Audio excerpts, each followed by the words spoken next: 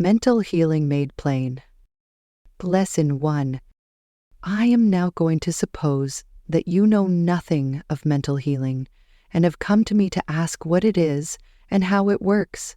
You say you can not possibly understand how it is that the thought of one person can have any effect upon the body of another person, although you are ready to admit that your own thought has its influence upon your own body. You do not question that in the least.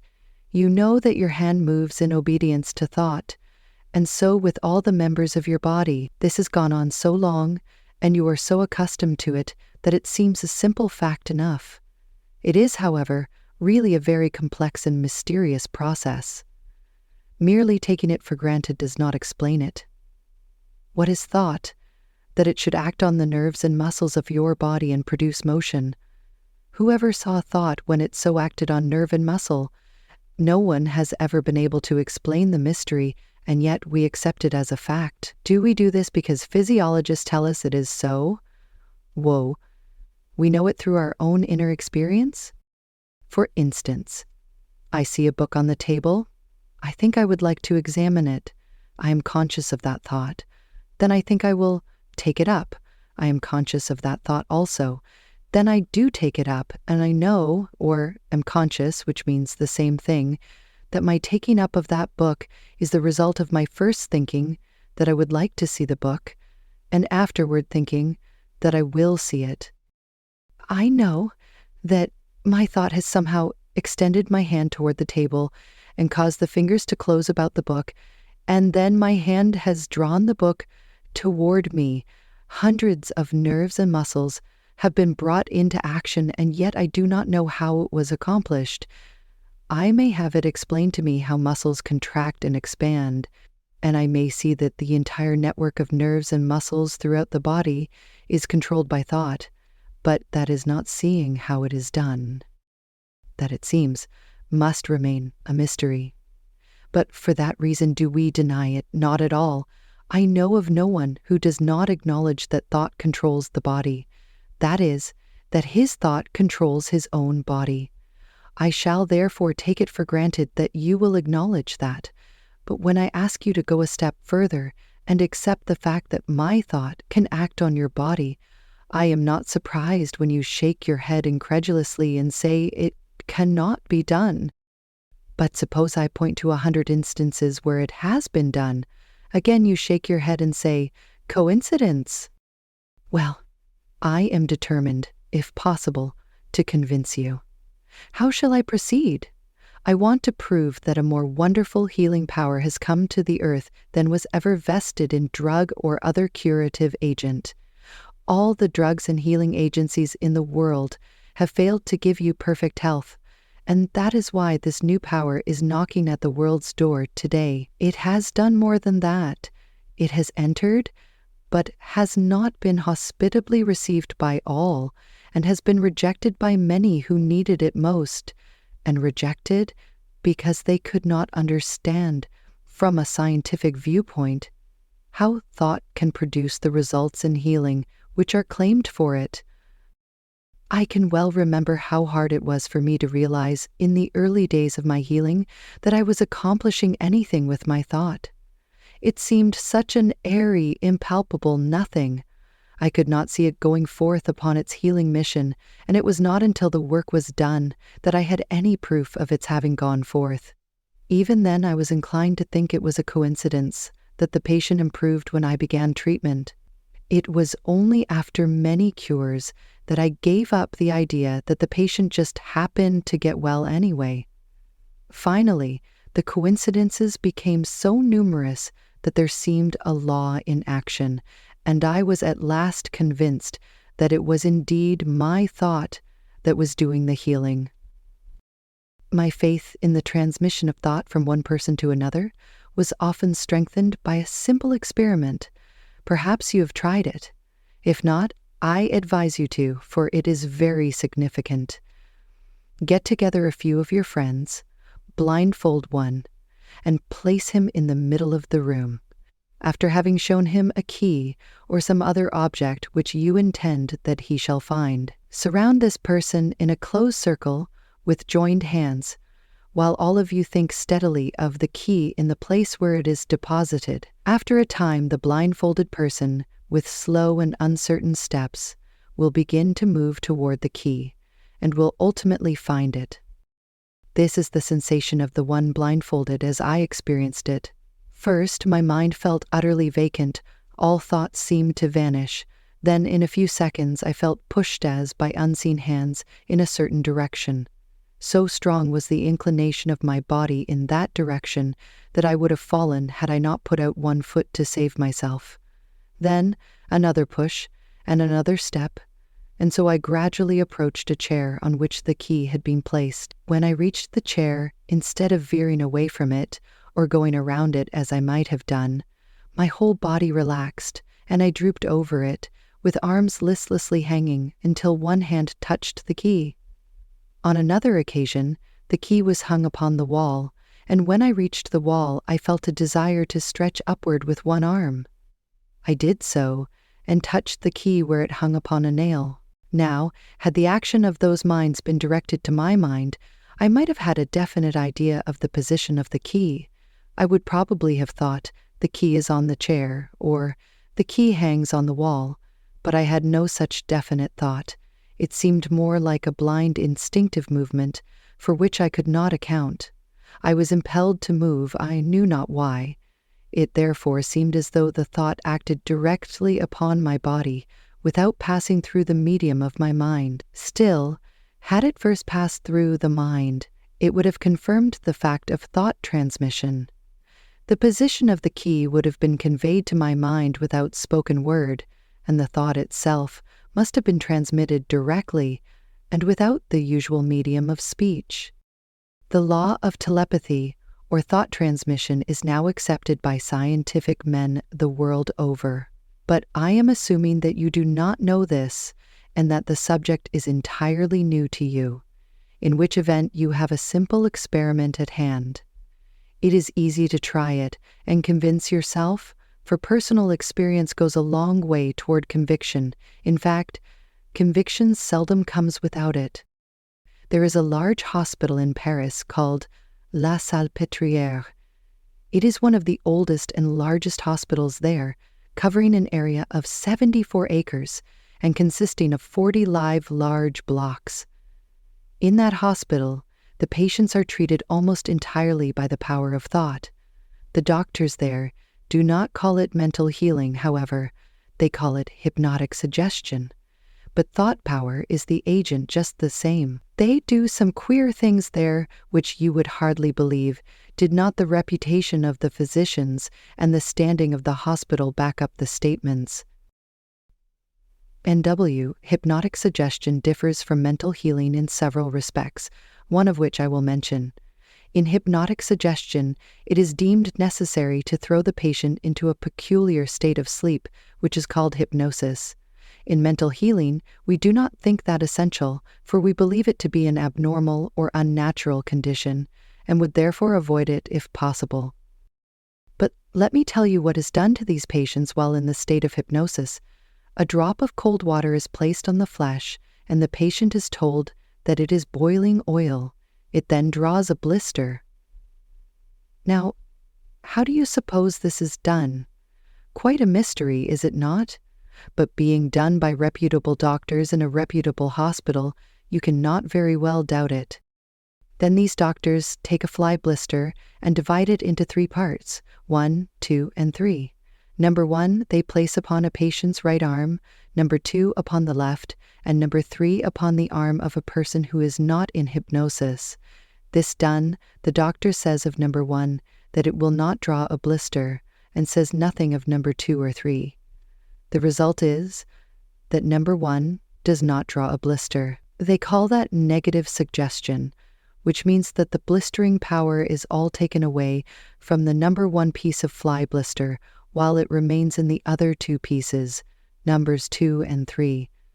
I say the blistering power is drawn out of number 1, but perhaps it is more correct to say that the skin of the patient is made positive against it. The fly blister becomes negative to the skin of the patient and produces no effect upon it, although it is a good strong blister, as may be seen by the effect produced by numbers 2 and 3. What a wonderful power this is, to be sure, that can turn a drop of pure cold water into a violent irritant, or a fly blister into something as harmless as a postage stamp. I could tell you of many other curious experiments that are performed not only in La Salpêtrière, but in other hospitals and by many physicians in their private practice.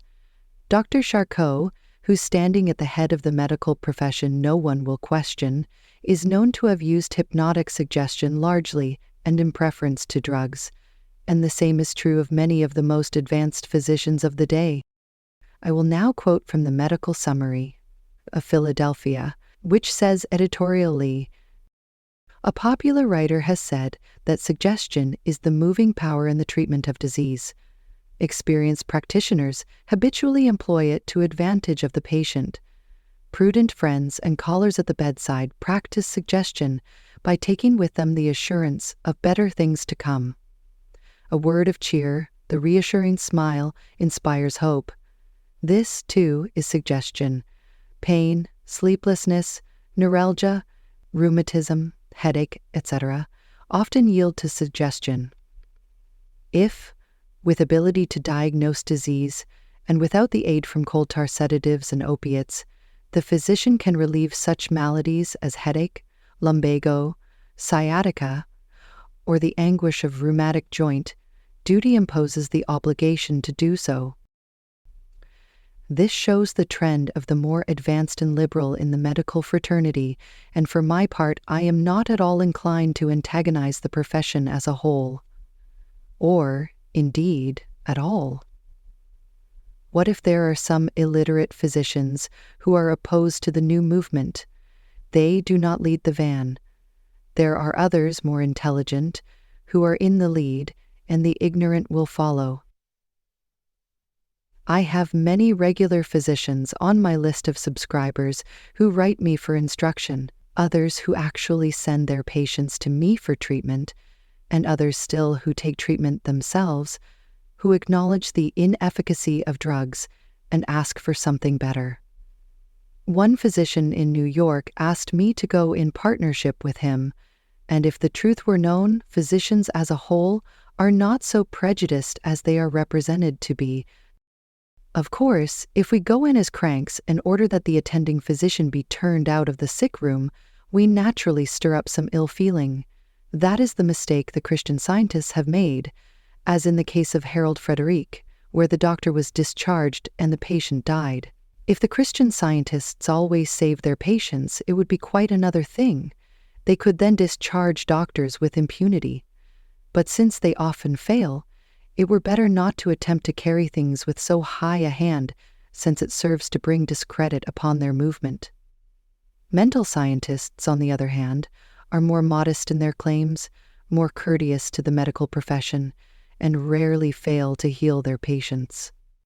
You see, the world keeps moving on, and no conservatism can stop it. One system gives place to another. Different schools of medicine have appeared, had their day, and vanished. Mental healing is here now. It is having its day. When that day is past, it will give place to something else, but that does not concern us. While we have a power for good in our hands, it is best to use it, and not go about vaguely seeking for what is to follow. When mental healing is on the wane, it will be time enough to look for something better, and it is not on the wane, but steadily rising toward the zenith. When you realize that a drop of cold water, when used with hypnotic suggestion, can draw a blister, can you doubt the power of thought over the secretions of the body? Moreover, the drop of water is not actually necessary in the experiment, for thought alone can produce the blister, and it has done so. On the other hand, thought alone can prevent a blister, and it has done so. Professor Wim. James of Harvard University says that tumefaction can be produced by thought in any part of the body. By the same principle, applied in the opposite manner, tumefaction can be removed by thought. Dr. Elmer Gates has shown that blood can be sent here and there at will throughout the body by simply thinking it there. This he can prove to you beyond a doubt. Other men of science are giving out quite as remarkable statements, and their word must go for something. You cannot shake your head forever and doubt everything and everybody. You accept a great deal on the evidence of chemists, astronomers, and naturalists, and the evidence in favor of the power of thought in curing disease is just as convincing. No one who investigates thoroughly can doubt it. I think perhaps the greatest obstacle to our believing that thought can pass from one mind to that of another is that there does not seem to be any material agent of transmission, any vehicle for travel. But there is. It is a refined matter in the form of ether, and on this ether thought travels. There are things which we may not detect with our senses, which nevertheless exist, and this is one of them. Electricity exists all about us, but we are unaware of the fact, and there was a time when we would have deemed it impossible that it should be pressed into service as it now is. If Edison lives long enough, he will show us how to find and use it, without putting up great electric plants and a lot of cumbersome machinery. Even now he is discovering a way to produce it direct from coal. We shall run our automobiles, light our houses, and do all sorts of things with electricity, minus the engine or dynamo. What an advance! But it only goes to show how the world is moving toward finer and finer agencies. Who would have thought that we should be telegraphing without wires? I confess that it is still a wonder to me when a transmitter is set up here in Washington and a receiver in Boston, that a message should travel without wires from here to Boston and not get lost on the way. But it gets there, and so does thought when it goes from a healer here to a patient in Boston. The healer is the transmitter and the patient is the receiver, the message going straight and true from one to the other. And not only that, but from here to England, from here to Finland, from here to South Africa, from here anywhere, wherever the receiver is set up, in the form of a patient. It may take weeks for a letter to go to some of these places, but a thought goes in an instant, like an electric flash. We have discovered an electrical thought power, and we live in an electrical age. Great and still greater wonders are to be unfolded in the present century. In my next lesson, I shall say something of how thought controls the involuntary activities of the body, the beating of the heart, circulation of the blood, digestion, etc. In the meantime, think over what I have said about this thought power, and you will be ready to admit that there is at least a possibility of its transmission from mind to mind, that once admitted, it will not seem so ridiculous or improbable that it should heal disease. If you believe that thought is a force, that it acts on the body, and also believe that it can be transmitted from one mind to another, or from one mind to another body, then it seems to me but a step for you to believe that it can either produce or cure disease. Have you not noticed that the angry thought of another can make you ill, even though not a word be spoken? That simply goes to show how thought can produce disease. There is another quality of thought that can heal. We will speak of that later. In my former lesson, I tried to make it clear that thought is a force, a silent force, that can act without the medium of spoken or written word, and that the thought of one mind can act on the body of another person. It can act for good or ill. It can make well or it can make sick. Since it is such a power, it is wise to know something about it and how to use it. That knowledge is open to anyone who will seek for it, and it is so well worth seeking that I feel like calling it the one thing needful, to be desired above all things. If you wish to run a locomotive, you would certainly acquaint yourself with its parts. You would learn about its mechanism and how it worked, or you would be a very poor engineer and probably have an accident on your first trip. You would go on having accidents until you knew more about your engine and how to control it. Now, that is just what we have been doing. We have attempted to run a human engine, of which we know far too little, and in consequence have had our mishaps, which we called sicknesses, and our engines have been in the repair shop far too much of the time. To be sure, the mechanism of the human engine is much more complicated and difficult to understand than that of its iron brother, but it is possible to learn all that is necessary to know in order to have it under perfect control. It takes time, of course, and thought, and perseverance, but it is time and thought and perseverance well spent. In fact, it could not be better spent. Is there any study that can compare with it? I should say not. Indeed, it may well be made the first of all studies, for without health, peace of mind, and the ability to master circumstances, what can we accomplish in any direction? To bring our powers well evolved, to bear upon the vocation which we may choose, is to make delightful work of it, and not painful labor. We are placed in the position of the man who might attempt to run an engine without sufficient knowledge of it. He must experiment, and so must we. He must find the motive power and learn how to use and control it, so must we.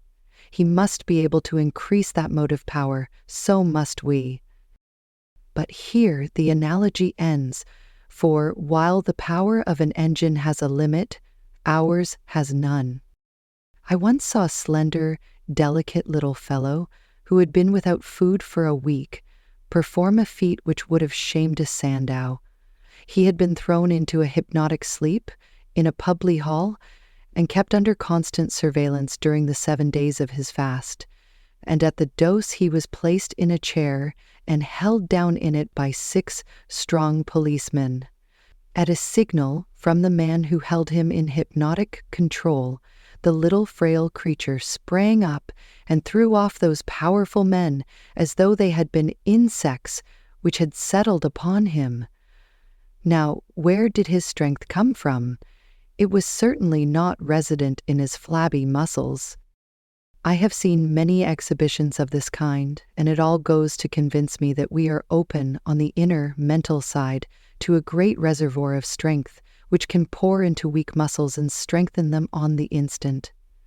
Once, before the Society for Psychical Research in Boston, I saw 2 hypnotized subjects impersonate Bill Nye and a political speaker.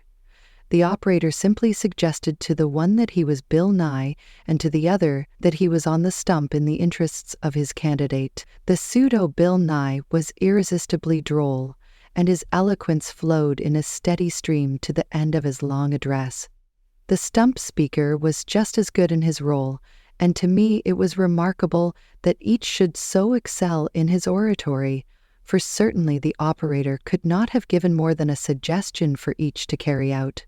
If he had given to either speaker his discourse word for word, he must have been a remarkably fine orator, while to give 2 such addresses simultaneously to the 2 speakers would have implied more ability than I for one moment could have believed him to possess. What, then, was the alternative? Each speaker must have tapped for himself the source of inspiration. In some inscrutable way, the suggestion to the one that he was Bill Nye must have brought him in touch with Bill Nye's current of thought, while the suggestion to the other that he was a stump speaker must have connected him with that current.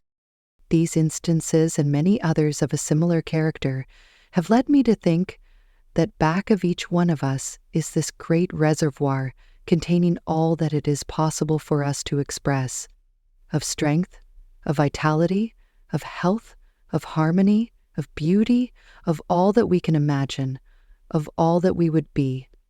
We have but to open the channel and let it flow through. There stands the engine on the track, a motionless thing, awaiting the touch of the engineer's hand. The throttle opens and away she springs, a creature of life and power. Is it a miracle? No, an everyday occurrence, and yet a matter of law, a matter of adjustment, a matter of scientific certainty, and of greatest importance to you and me. For power, or life, is let loose in us exactly as it is in the engine. It is done by knowing how. Complicated as the human machinery certainly is, it is not so difficult to understand and control as it would seem. If you expect to run an engine, You will save yourself a great deal of time and trouble by accepting without question the instruction which an experienced engineer can give you. Don't stand and argue with him about it, but go ahead and do what he tells you to do. He is able to run an engine and run it satisfactorily. Therefore, he is a good man to listen to at the start. You may improve on his methods later on and get more speed out of the engine than he can, but you cannot do it now, and you are likely to make a mess of it if you try. Put in practice his ideas now and evolve some of your own after a time. For the same reason, I shall ask you to accept and act on my statements, because they have served me well in running my engine, and because I know they will also run yours. You may need something to suit the particular adjustment of your machinery to get the very best out of it, but that will come to you afterward easily and naturally from your own thought and experience. Human engines, although differing greatly in detail, are all run on the same general principle, and it is only that which I am giving you. The detail you will work out for yourself. All railroad engineers use water for the generating of steam. They are of one accord in that respect. One does not use water, and another vinegar, and another molasses. They all use water. Why? Because it is the best for the purpose. There are reasons why vinegar or molasses are not as good, but if you attempt to argue with an engineer and ask him why they are not as good, a look in his eye will pronounce you a fool for your pains, or he may say briskly, "Better go along and try 'em." The engineer is a practical man, you see. He has good, sound, solid sense. He does not stand mooning about the why and the wherefore, as too many of us do, but straightway goes ahead and does something and gets somewhere. Now, the using of water in the engine is a general principle, something not to be questioned, but put in practice. And so of the general principle which I would give you, and which I ask you to accept on trust, it is this. In running the human engine, you must turn on a certain current of thought, and that current is yours to command. When I hear people say that they can not control their thought currents, I know better. I know they have not tried long enough or in the right way. And I want to say another thing to you, which I hope you will accept on trust until you can prove it for yourself. I want to say that there is nothing but the water of divine truth or true thought, which will serve you well in your engine. You can let in currents of thought which correspond to vinegar or molasses, but you will get from them only corrosion or stickiness instead of motive power. There is a true thought concerning yourself, and there is also a false thought. The false thought is nothing but an illusion, and yet while it is in your mind, it seems real, and you act from it as such. You think of yourself as weak, and you act so, but you are no more weak than was the hypnotized subject who threw off 6 strong policemen. How did he do it? Because for the moment his real strength was revealed to him. You have often seen the quotation, "As a man thinketh in his heart, so is he." That applies to the case in hand. This man thought he was strong, and in consequence, he was so. The same principle applies to disease of any kind. You may have some internal trouble, and you may think it is a cancer. If you think so strongly enough, it will be a cancer. Or, on the other hand, you may actually have a cancer, and if you can be made to think strongly enough that you have not one, the cancer will go away. But how are you to be made to think you have not a cancer when you have? Ah, but have you? That is the point. It all depends upon what you regard as you. If you are your physical body, why then you have the cancer, sure enough.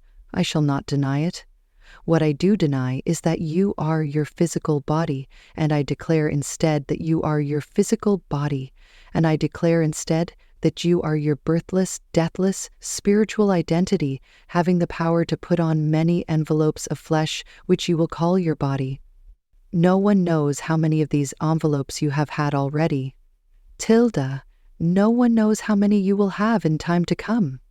The one you have now is continually changing, and if it has a cancer now, it need not have 3 months hence. The length of time required to heal it will depend upon the control you have over your body.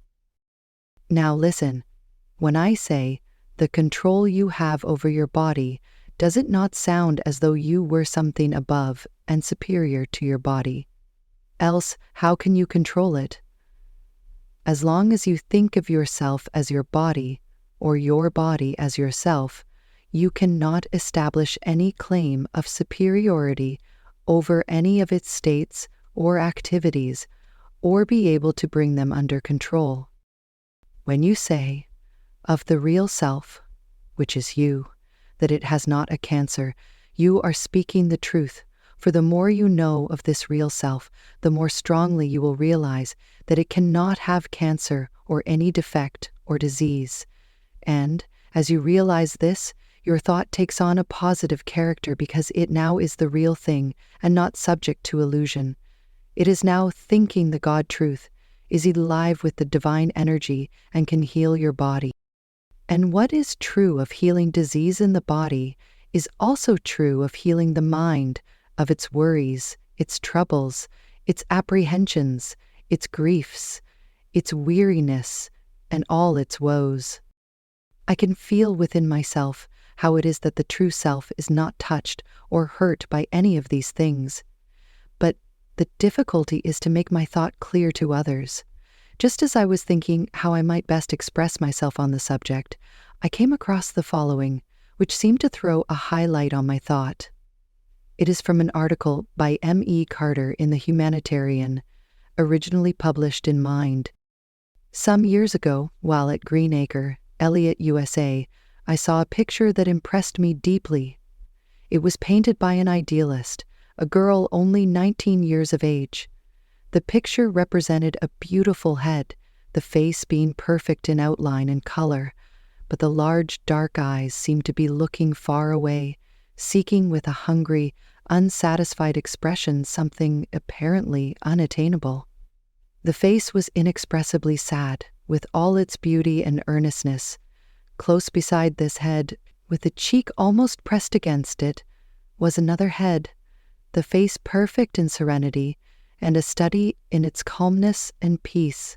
Both were beautiful, but one left on the beholder a sense of hunger and anxiety, while in the other there was nothing to desire. The picture interpreted itself as one looked upon it. There in graphic outline was the oft-repeated story of the human being not yet awake to its divine self, hungry, anxious, sad, yearning for it knows not what. And all the time the divine self, the true being, close at hand, waiting for recognition. It is this true self of each one of us, with whom, sooner or later, we must become acquainted, and whose presence we must learn to realize every moment of our lives thereafter. Now, if you begin to argue and question the possibility of there being two selves and get involved in a lot of metaphysical perplexities, you will be like the man who spends a lot of time questioning whether vinegar or molasses will do the work of water in his engine. Don't waste time over that foolishness, but turn on the water and go ahead. Seek the real self, and if you do not find it, or even get a glimpse of it, or feel a vitalizing sense of its presence, if a great peace does not come over your spirit while your troubles melt into thin air and your diseases fall away like the old plumage from a bird in the spring, why, if all this does not happen, and much more that is good, then you can go back to it, for you will have found something so much better. Instead of theorizing about the key thing, you will have found it. It will help you very much to see in mind the painting just mentioned with the two selves so well portrayed. One restless, sad, unsatisfied, hungry, anxious, and longing for it knows not what. The other, perfect in its serenity, and a study in calmness and peace. And remember, that other self, that great self, is so close, so close. The little self compared with it is as a wave on the surface of the great ocean. It rises, asserts itself, then seeks again its source and is one with it. Some writers call this the loss of identity. I call it the finding. The wave is not lost when it mingles with ocean, for does it not come forth again? Lesson 3. In my second lesson, I intended to speak of subconscious action, but in leading up to it, I covered so much space that I concluded to defer the topic to this lesson. Various writers use the term subconscious in different ways.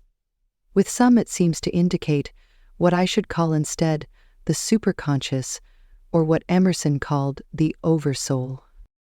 That is not what I mean by the subconscious, for I would use it to denote a mental power governing what is known as the involuntary action of the body, such as the beating of the heart, the circulation of the blood, digestion, or any process not immediately dependent on or controlled by the will. The act of walking is largely subconscious, while the direction in which one walks is generally dependent on the will, although it often happens that when one goes in the same direction daily, the feet will seem to turn corners of their own accord, while the mind is fully occupied with other things. The subconscious mind is a bundle of habits, and habits of long duration at that. The subconscious mind contracts habits of disease, that is, a part of it gets to moving in a wrong direction and keeps on so, moving to the disturbance of the general harmony until something happens to set it right, or all the other parts adjust themselves to the erratic action and establish a sort of truce among themselves, compromising, as it were, for the sake of temporary peace, though not for the greatest good of all concerned. It is well known that the different parts of the body will change position to make room for a misplaced organ, and though they could perform their work much better in their own proper places, after a little grumbling and complaining, they settle down to business in their new quarters and get on quite amicably, though there is always a lingering element of discontent. They seldom break out in open riot, but simply make the owner of the body in which they are ensconced feel somewhat uncomfortable. He knows something is wrong with the servants in his inner chambers. He cannot see what it is, but is made to feel that something is not as it should be, and there is discord in his house of flesh. The subconscious mind is really subordinate to the conscious mind, although it has a way of asserting itself and going off on its own hook, just as all subordinates will do at times. One writer has ingeniously put it that the human organism maintains itself by holding in leash lower forces that are always struggling to get away and gain their freedom. It certainly looks like it. For no sooner does the spirit, which holds the body intact, take its departure than the wildest anarchy ensues, every atom hurrying to get away from organic control. It may be mere fancy on my part, but I cannot help thinking that if we treated these atoms with a little more consideration, we should get better and happier service from them. But that is a mere thought in passing. We have accepted the fact that somehow the physical economy is regulated with intelligence, but have not been so ready to believe that the regulating intelligence dwells within the organism itself. That it does is one of the strongest points in our healing philosophy. And in proof of this, let me quote from one of my own articles on the subject. The body is like a clock, which has been wound up at some time in the past, and death is the running down of its mechanical action. The conquest of death, then, is the winding up of that clock, and the process is simple when once learned. Let us see if this is not true. Long ago, in the early beginnings of life on this planet, that little protoplasmic form, the amoeba, had a desire for food. Impelled by this desire, it floated here and there until it came in contact with the object of its desires, when it folded itself about that object, absorbed that which it could assimilate, and released the balance. As time went on, its desire grew stronger and stronger, and its need for more varied food greater, so that instead of letting its prey go quickly, it held on to it so as to extract, if possible, still more sustenance.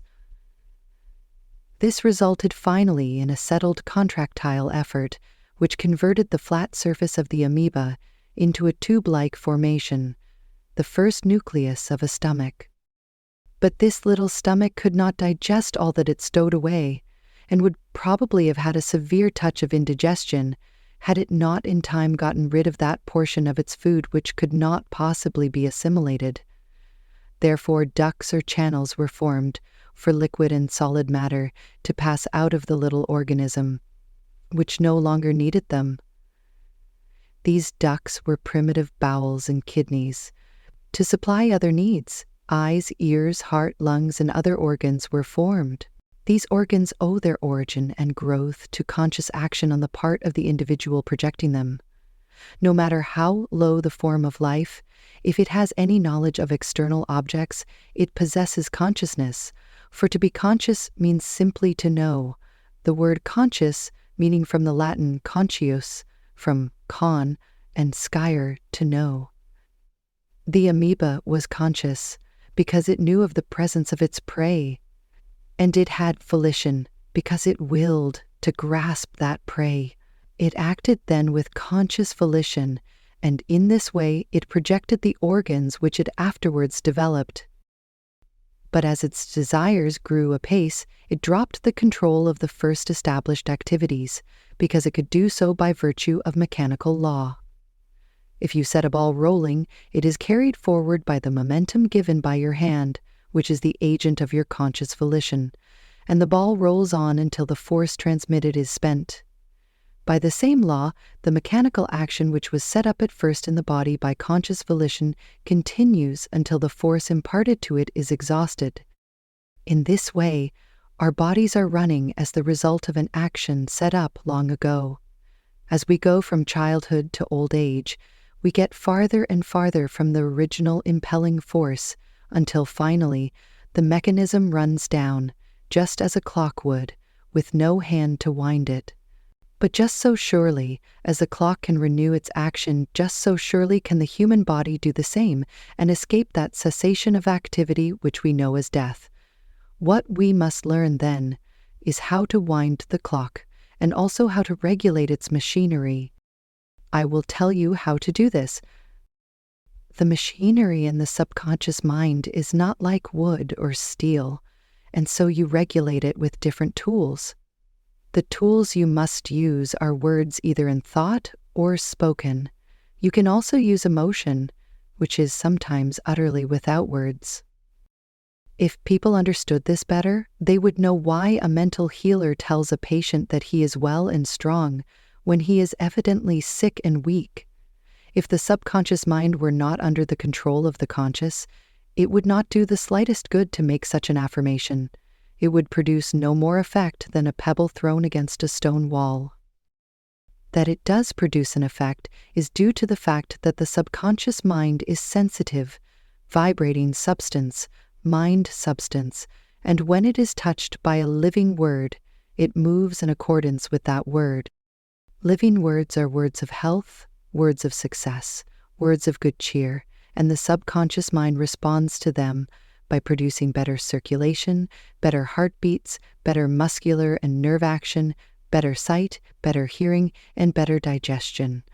On the other hand, dead words, such as, "Oh, I am so sick, so miserable, so poor, so unfortunate, and so hopeless," all have a depressing effect and lower the tone of the whole system, producing in every detail the very opposite of the live words.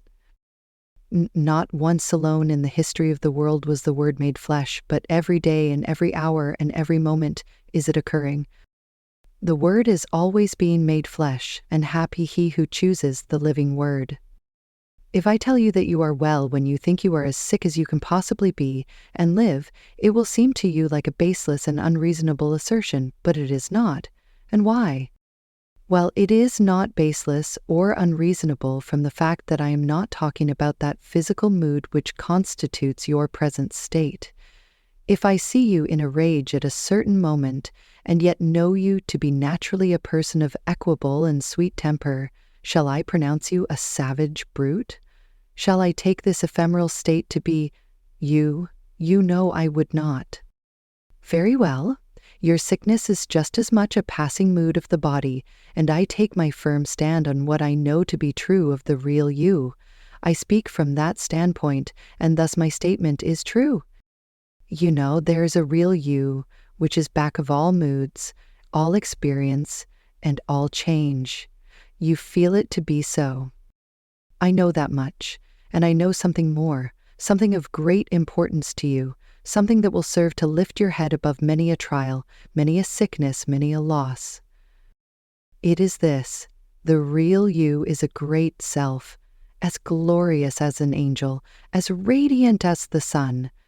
Some have called it the Shining One, and I think that a very beautiful name. But why does anything so perfect find difficulty in expression? And if it is so great and glorious, why does it manifest all these scars and blemishes, these deformities, diseases and sorrows? For the same reason that a shadow encompasses the earth when clouds get between it and the sun. The sun shines just the same, though the earth knows it not. There is a state in consciousness which corresponds to the earth in shadow. In that state, we do not see the Shining One. It does not penetrate the clouds.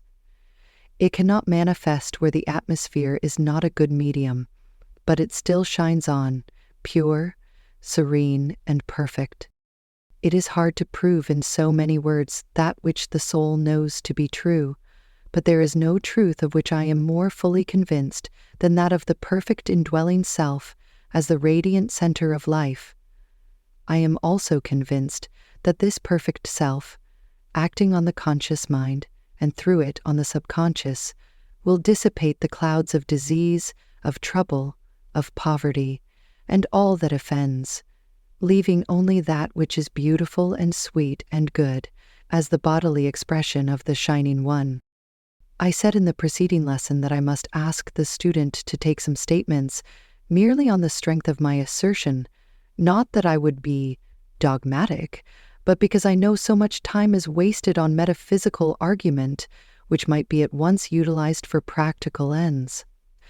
I cite again the case of a man who would be an engineer, and say that he must in the beginning accept and act upon the instruction of an engineer of some experience. All I ask is that you who read these lessons shall try the effect upon the subconscious mind of vigorous, positive living words. Even though you are in the midst of poverty, sickness, and sorrow, affirm the opposite. Say with all the earnestness you can muster, I am rich, I am well, I am happy. Say it again and again, though all things conspire to give the lie to your words. If you do this faithfully, just as sure as you live, the words you thus utter will fall into the subconscious mind and become there a power to work for good in all your conditions. If you throw bicarbonate of soda into an acid, you correct that acid. By a law as certain and unvarying, you can sweeten by affirmation the sourest states of mind, body, or environment. I have proved this over and over and over again in my own life and in that of others, and knowing what it has done for me and for them, I ask you also to see what it will do for you. It will cost nothing but a persistent effort on your part, and that effort is good for you. You have therefore nothing to lose in the attempt. You risk nothing, and you have 60 much, so very much to gain. Lesson 1. In my last lesson, I said something of the subconscious mind and its processes. In this lesson, I wish to say more about it, for it is a most important factor in the production or cure of disease.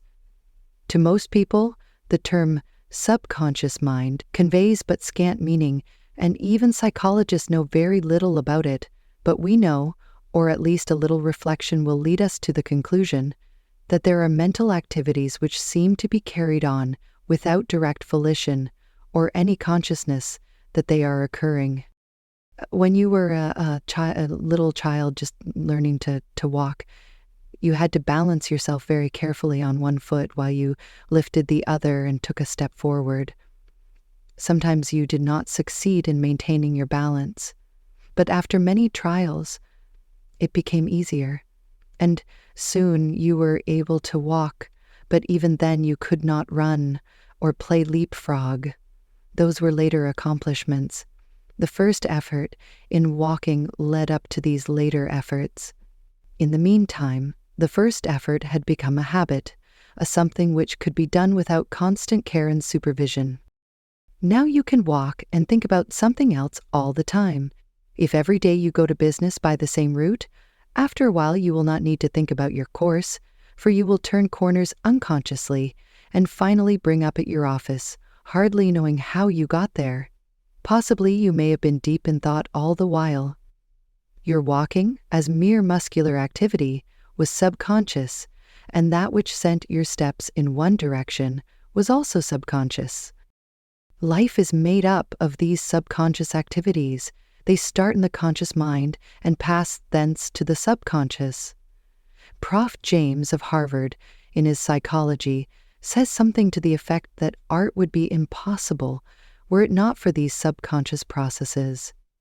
And you can see for yourself that this is so, for if the mind had always to busy itself with every detail in art, which at first it apprehends with care and precision, there would never be free, bold strokes or graceful outlines. All would be cramped and labored, like the writing of a child. The free sweep comes from the earlier detail. And what is true of the subconscious in the study of art is true of it in all study, even in the study of bettering our physical and mental states. This brings me to what I have to say. I want to show you as simply as I can how it is that thoughts of health produce health, and thoughts of success produce success. I mean, holding in mind a thought in the form of an affirmation. For instance, in our Success Center, which is composed of those among my friends who believe with me that man has his center in divinity and continually radiates from that center, we express our belief in this formula. I am open on my inner side to the inexhaustible ocean of divine love and power. I flow forth from it and am one with it. All success is mine through the working of this power. I shall succeed in all my undertakings. Now, what is the advantage in holding this in thought day after day and month after month? What, I ask, is the advantage? And what does it mean? Is it a sort of hocus pocus, magic, or witchcraft? I will tell you what it is: a simple, healthy, hearty, and perfectly natural observance of a law of mind, the law which I have just been trying to explain, the law by which a thought held persistently in the conscious mind ultimately descends into the subconscious area and sets up an activity there. In my early study of the piano, I was an impatient pupil.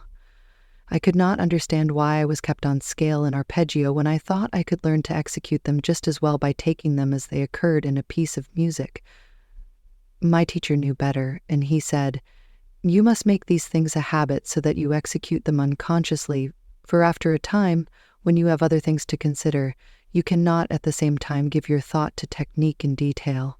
Later I saw the necessity for this, but I could not understand at the time. If you wish to be healthy and carry about with you the magnetic aura of sweetness, goodness, and power, in other words, if you wish to be a radiant success, shining with the joy of accomplishment, you must hold in mind the thoughts that make such attainment possible. A fleeting thought will have but little effect in converting you into the ideal that you would be, but a thought held, and held, and held, in time, becomes a part of the living you. If the thought is true and noble, the subconscious mind moves to the measure of truth and nobility. If the thought is crafty and mean, the subconscious mind moves to that measure. As it moves, it keeps registering its processes in the glance of your eye, the turn of your head, the movement of your hand, the tone of your voice, and in many another form of your expression. At the same time, the subconscious mind is creating your physical conditions to the measure of your thought. It does this so silently, so secretly, that you have no idea of what it is doing. You will understand better how this can be when you realize that you can pursue a long train of thought and be so absorbed in it that you will not be conscious of yourself as thinking. That consciousness will dawn upon you when you come to yourself / when you get to the end of the train of thought. You were working all the time, and that work was in the mind. Still, the mind was not conscious of its own work going on within. It is in something such a way that the subconscious mind pursues its activities without our cognizance. It is also far-reaching and extends beyond the bounds we have set for it in our ignorance. It reaches out and works for our good or ill according to the nature of the thought which we have set in operation. And now, let us see how it is that the formula used in our success center can be of use in bringing about more satisfactory states of mind, body, and surroundings. In the first place, we say, I am open on my inner side to the inexhaustible ocean of divine love and power. I am one with it and flow forth from it. This affirms that limitations are swept away, that man is no longer to be considered as a little, separate something, made just so big and no bigger, created once upon a time and not to be recreated. It means instead that man is a flowing life, always flowing forth from the great eternal. It means that he can be recreated every day, every moment. It means that, as the ocean of divine power is inexhaustible, man's life or power is the same. This affirmation takes the mind out of the old sense of limitation into a new sense of freedom. It makes one breathe more freely and realize his own boundless possibilities. To affirm it once or twice will not change mental habits fully, but to affirm it day after day and month after month makes the mind all over new. The subconscious mind then takes hold of the new habit of thought and weaves it into every tissue. Change and improvement is wrought everywhere throughout the body. Not only that, but the subconscious mind, which works, as I have said, in broad areas of which the conscious mind knows nothing, begins to reach out and open doors and make opportunities so that the unfolding self may have room for expression. When the sense of limitation is gone, the germ of power within the human soul is ready to push out and make itself known and felt in the world of externals. The conscious mind plants the seed of affirmation in the soil of the subconscious, and there it develops. The seed is the thought of freedom, of constantly renewing life, and the seed brings forth that which is like itself. Then the formula goes on to affirm, all success is mine through the working of this power. I shall succeed in all my undertakings. This hardly needs an explanation, for it follows that if man is constantly flowing forth in a stream of life and power, he must have success in whatever he undertakes. As I have often said, to be here at all, just to live, means success. So far as it goes, even though it may not be very far, it is achievement. It may be a negative sort of success, just as 20 degrees Fahrenheit is not 60, and yet the 20 is not 0. There are some strange laws of mind which we are just beginning to know something about. One of these laws is, we can be what we wish to be, and another, we become what we wish to be by affirming that we are it already. That last statement seems to contradict itself, does it not? How can one wish to be that which he is already, or how can one be already that which he wishes to be? Self-contradictory on the face of it, but not so when you get at the real meaning. The what you are refers to your potential or unexpressed self, while the what you wish to be refers to the actual or expressed self. You have it in you to be great in some walk in life in some special calling, something for which you are peculiarly fitted, and you have it all in you now, rolled up like a bud waiting to be unfolded. That is what you are. The unfolding of the bud into the flower is what you wish to be. Is not that clear enough? So you can affirm in perfect truth that you are what you wish to be. And this affirmation acts just as the sun does on the seed buried in the earth. The sun calls it to come forth, and it comes, not as the brown seed does it come, but as a new creature. You can go on building and rebuilding yourself into new and varied life by the power of affirmation to the highest measure of your ideals. Then take heart, for the remedy for all your ills lies within you and in you, because you are in God. Lesson Vivin. There is a vast storehouse from which we draw our thoughts. It is as vast as humanity itself, and open to every one of us. This storehouse was called by Emerson the Oversoul, and perhaps no better term could be applied to it. But for purposes of distinction, I shall call it the superconscious mind. I call it this because I wish to show you what I understand to be the difference between the superconscious and the subconscious mind. That is a somewhat difficult undertaking, especially as no one knows what the superconscious mind is. But, for that matter, we are almost as much in the dark concerning the conscious and subconscious mind, although by observation and experience we do know something of their modes of action. But we do not even know that the superconscious mind has action. Some occultists say that it has not, for it is the world of the potential, or the unexpressed, in contradistinction to that which is actual, or expressed. I shall not, however, sidetrack into any field of speculation, because I have found that a matter of this sort may be argued forever without getting at any practical result. What we want to get at is this: is there a superconscious mind? If so, how are we related to it? If it is a storehouse and we can draw from it, what can we draw and how? A thought comes into your mind. Where does it come from? Some other mind? Yes, possibly.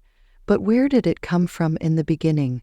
A coin may pass from hand to hand in the course of its circulation, but originally it came from the mint. Still further back it came from a mine, and at one stage it may have been in the form of an ether, but at any rate here it is in circulation. I hold a coin in my hand. It has come to me from another hand, and yet that other hand did not make it. It simply passed it along. Our thoughts pass from one to another in similar manner, but that does not account for their source. Where do they come from in the beginning? Why, they come from the superconscious mind. What they are like before they are born into the conscious mind we know not, and it matters not.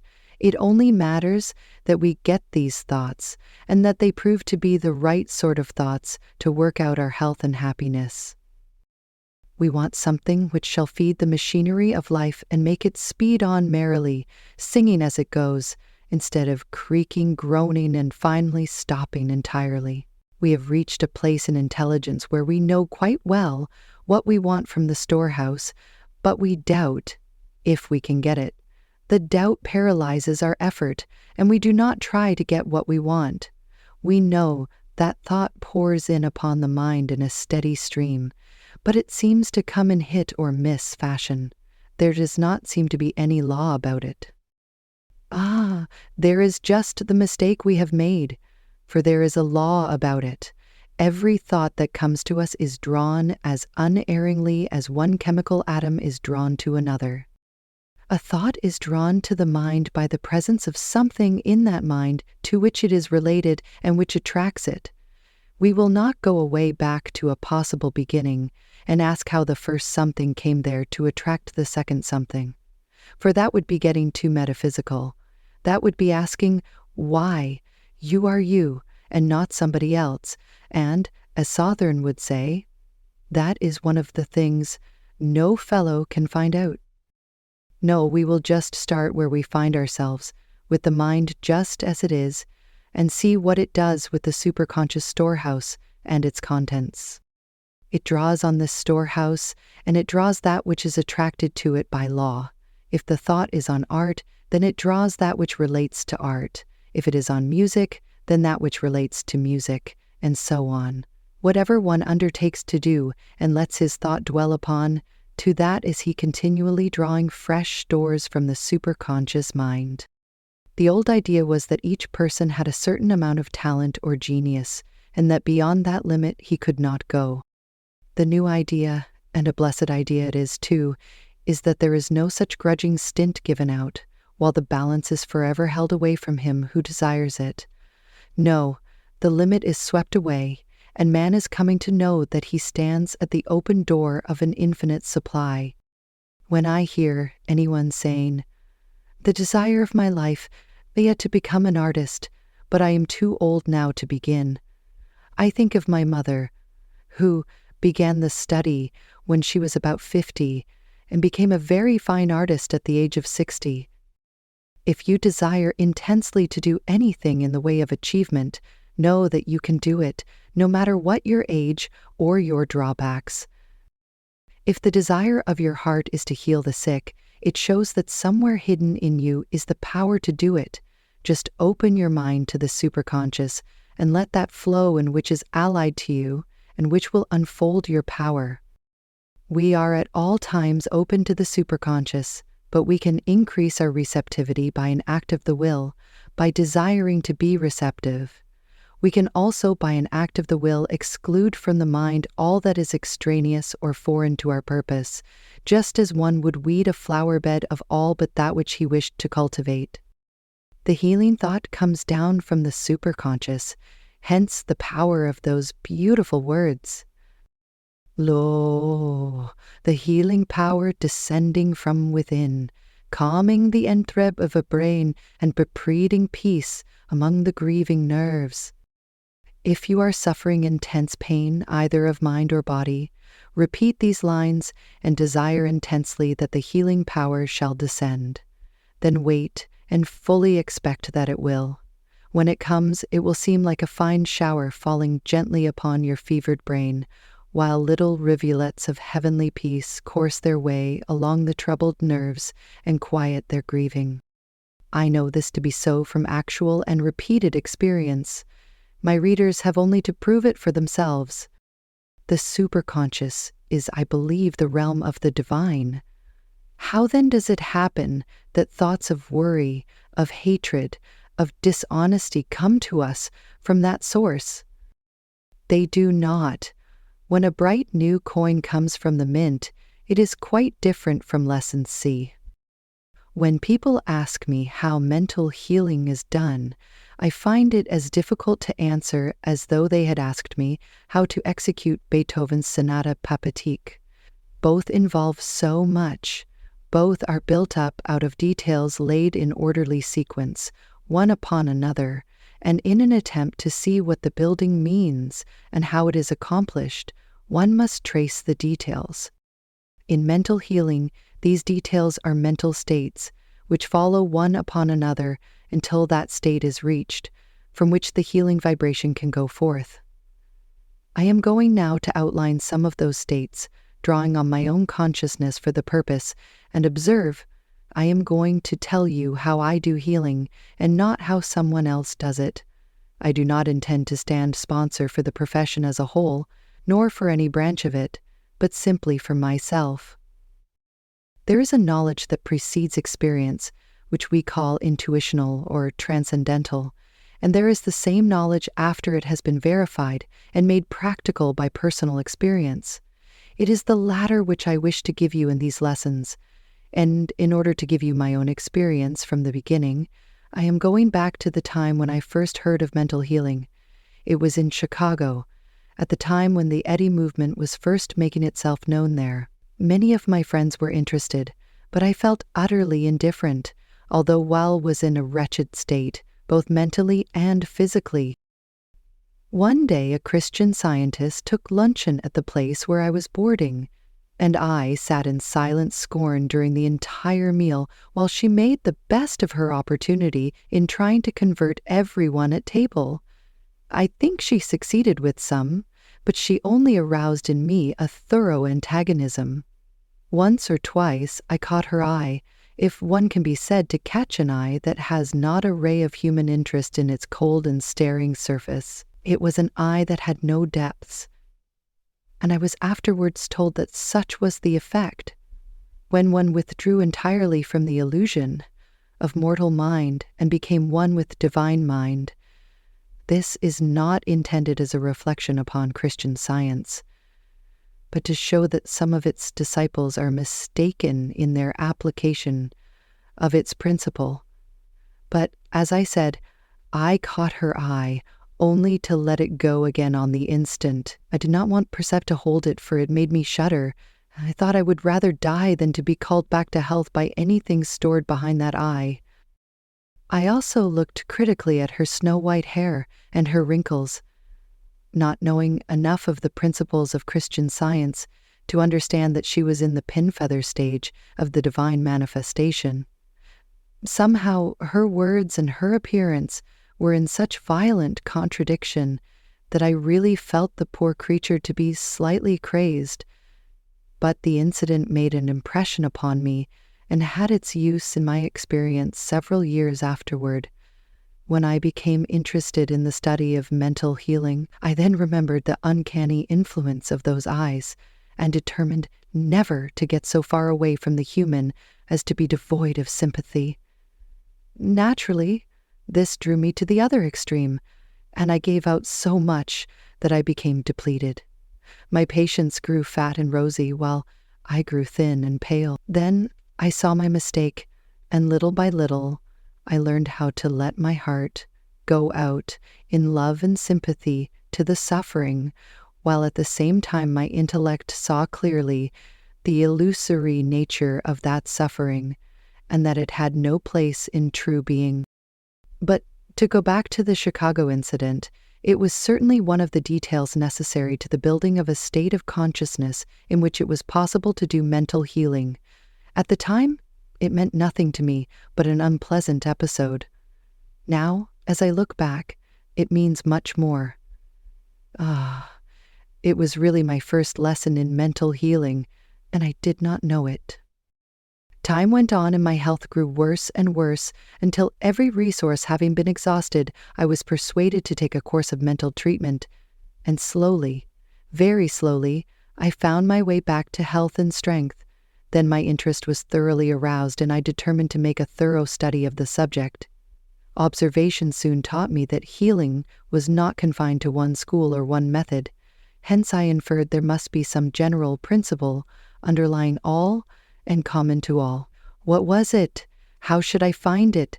I studied on and on, ever hopeful and confident of the result, but often confused by the chaotic jumble of statements made by different teachers.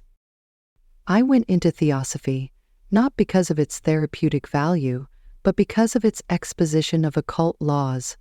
Then I took up hypnotism, mental suggestion, faith cure, Christian healing, divine science, Christian Science, mental science, and, in fact, everything that had a possible bearing upon my one, all-absorbing theme.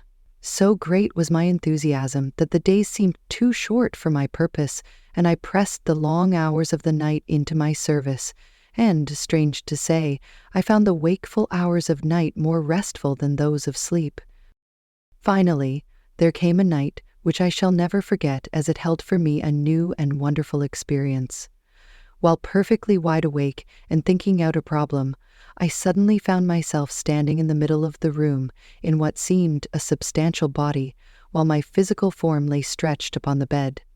My arms hung by my side, and when I lifted and folded them, I felt the actual resistance of my body and the pressure of my arms against it, so that I thought, what sort of a self is this? Can it be a spiritual body? It certainly is not like what I have supposed spirit to be. Just then, a three-tongued flame, of a deep and beautiful red, of peculiar color, such as I had never seen before, appeared close to my left temple. I then heard myself saying, not voluntarily, but as though something spoke through me, "This is the healing power." As I uttered these words, the flame came nearer and touched me on the temple. Instantly, great throbs of something that seemed like electric fire coursed through me from head to foot. It was like a wave of life, of wondrous life, such as I had never known. And I thought, this is life itself. I have touched life. I have been dead before, and for the first time, I know how life feels. Then suddenly I was back again in my physical body, on the bed. But the same wave was passing through me. For hours I lay awake thinking over this strange experience, and during those hours all fear of death left me forever. Indeed, I seem to have passed through what is called death, and to have come forth in my spiritual body, finding it more real than the physical. This was not a dream nor a vision. It was an actual living experience, and I was as wholly awake as I am at this moment while writing these lines. Moreover, it was an experience which produced a change in my consciousness, so that I have never been the same since. It also changed my physical conditions. I felt like a new creature in both mind and body. I have since discovered that these changes in consciousness take place at intervals all along the path of development, and that it is as impossible, while in an earlier state, to understand a later as it would be for one of the primitive forms of life to understand or enter into the mind of a human being. The difference is not so great, possibly, but it is very great indeed, and each advance makes one feel as though suddenly lifted into a new order of being. The strangest thing about it all is that one may go on blindly and mistakenly, following a road which seems to lead nowhere in particular, and yet all the while be nearing the place of a higher unfoldment. If only the purpose be earnest and sincere, he who seeks will find.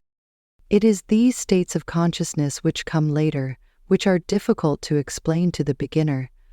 There are states so high in their vibration that no word of healing need be spoken.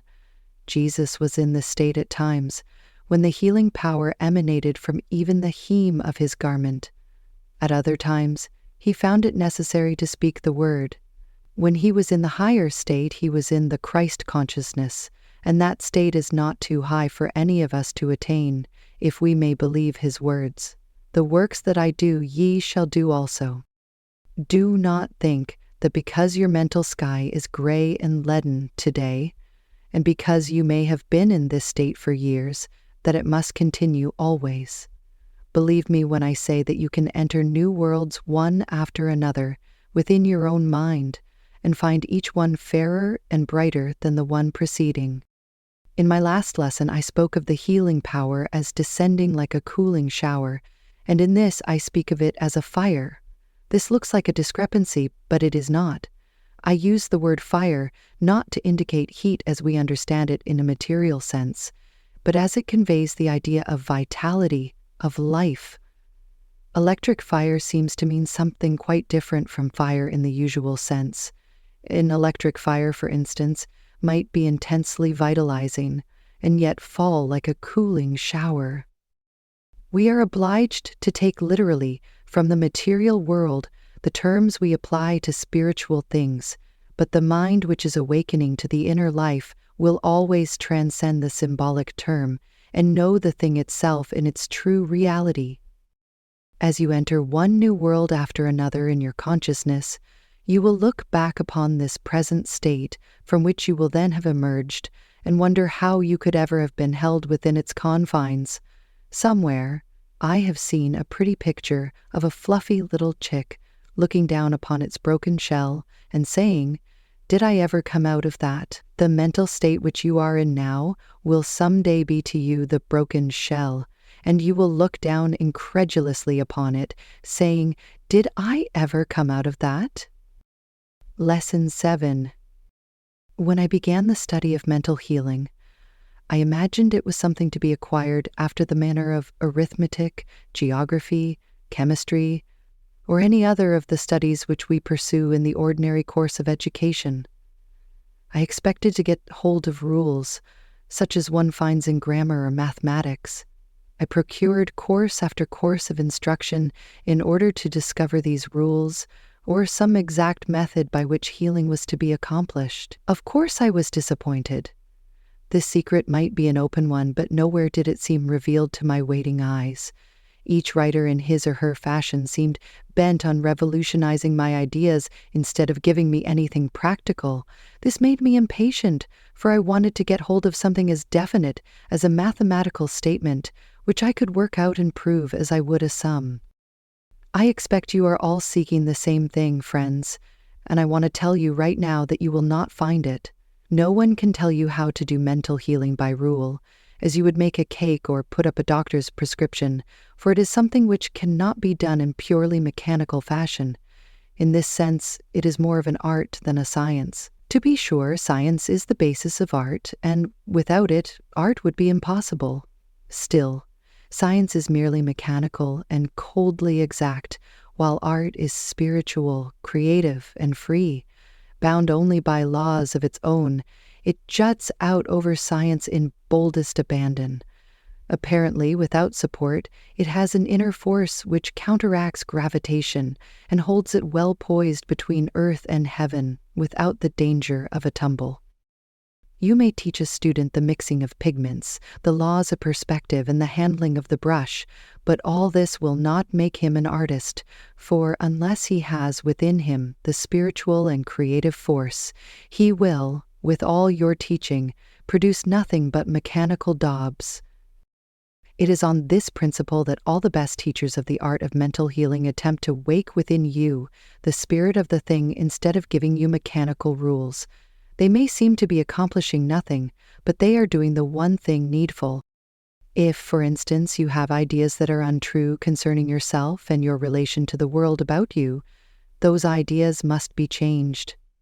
This unsettles you, and you feel all torn up for a time.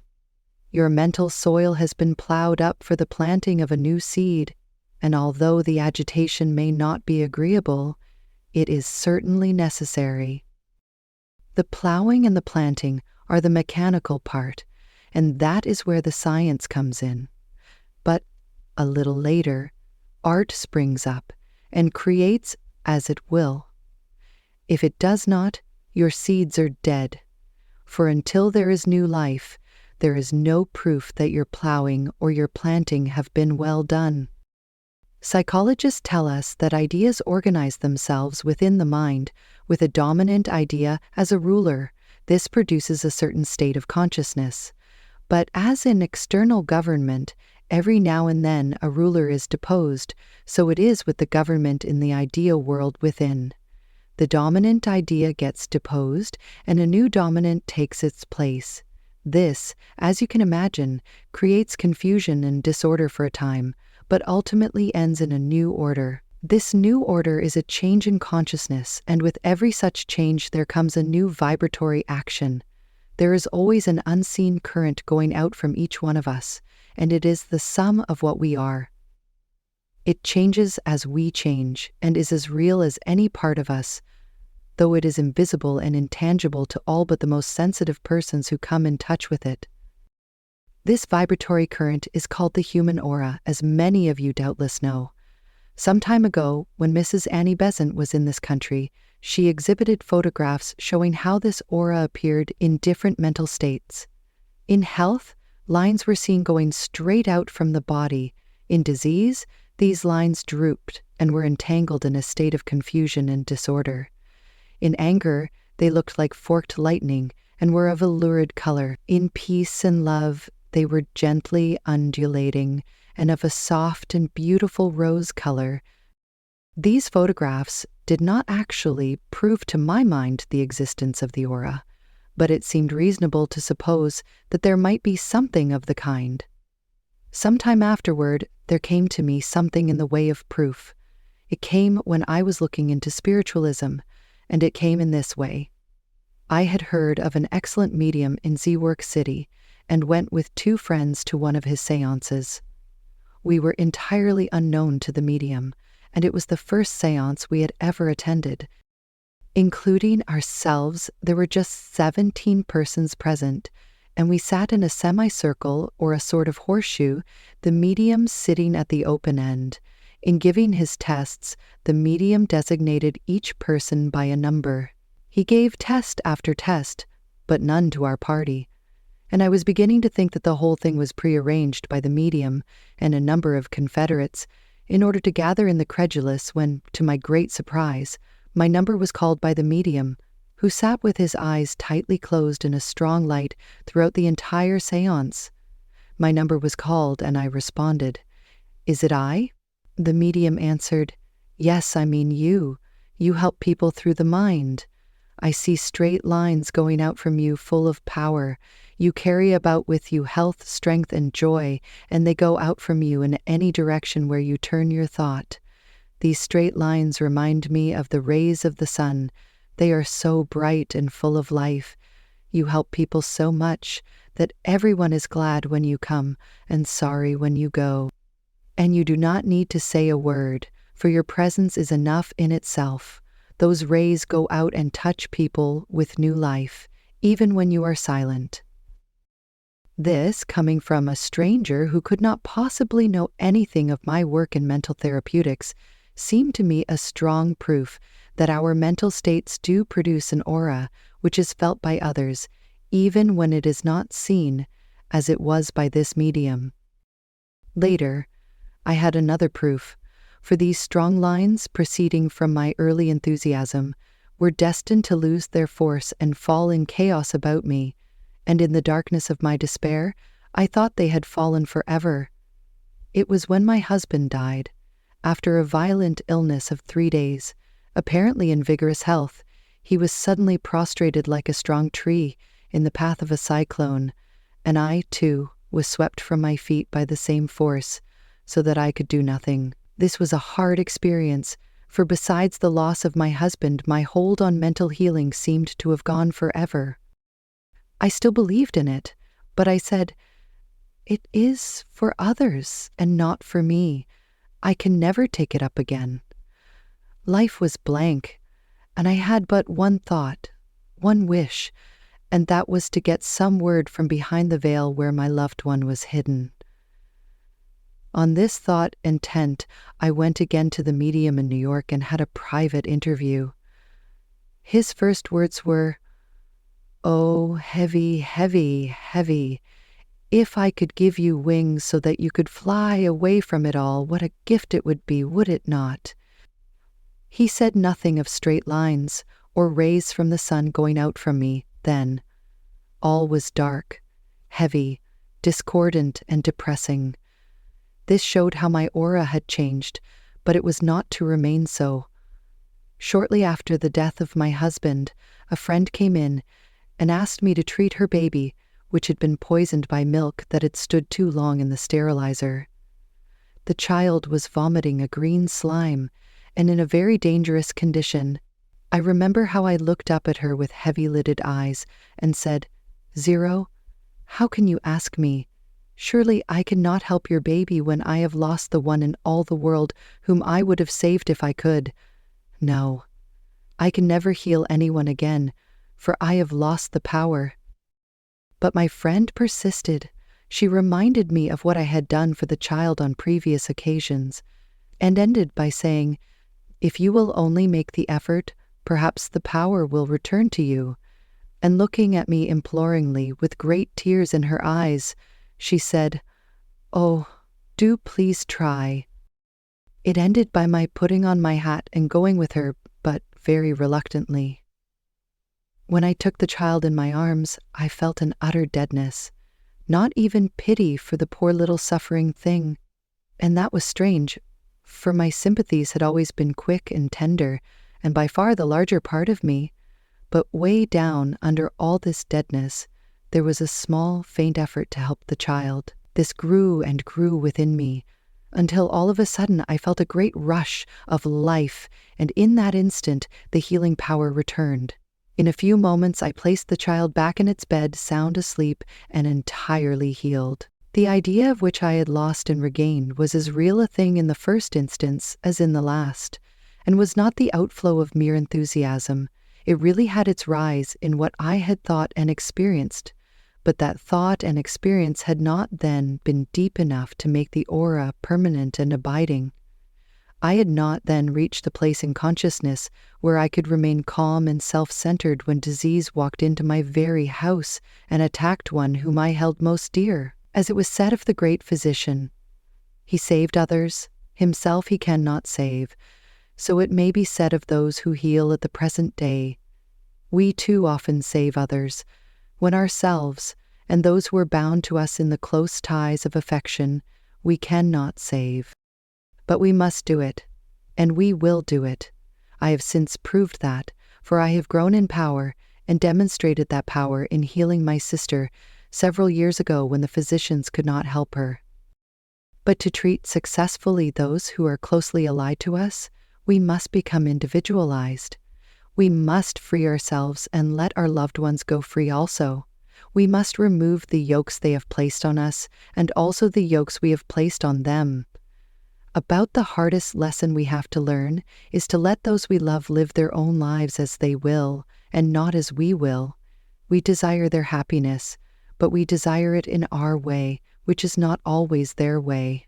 Parents must, of course, exercise a certain surveillance over their children, up to a certain period, but beyond that, it should not be extended.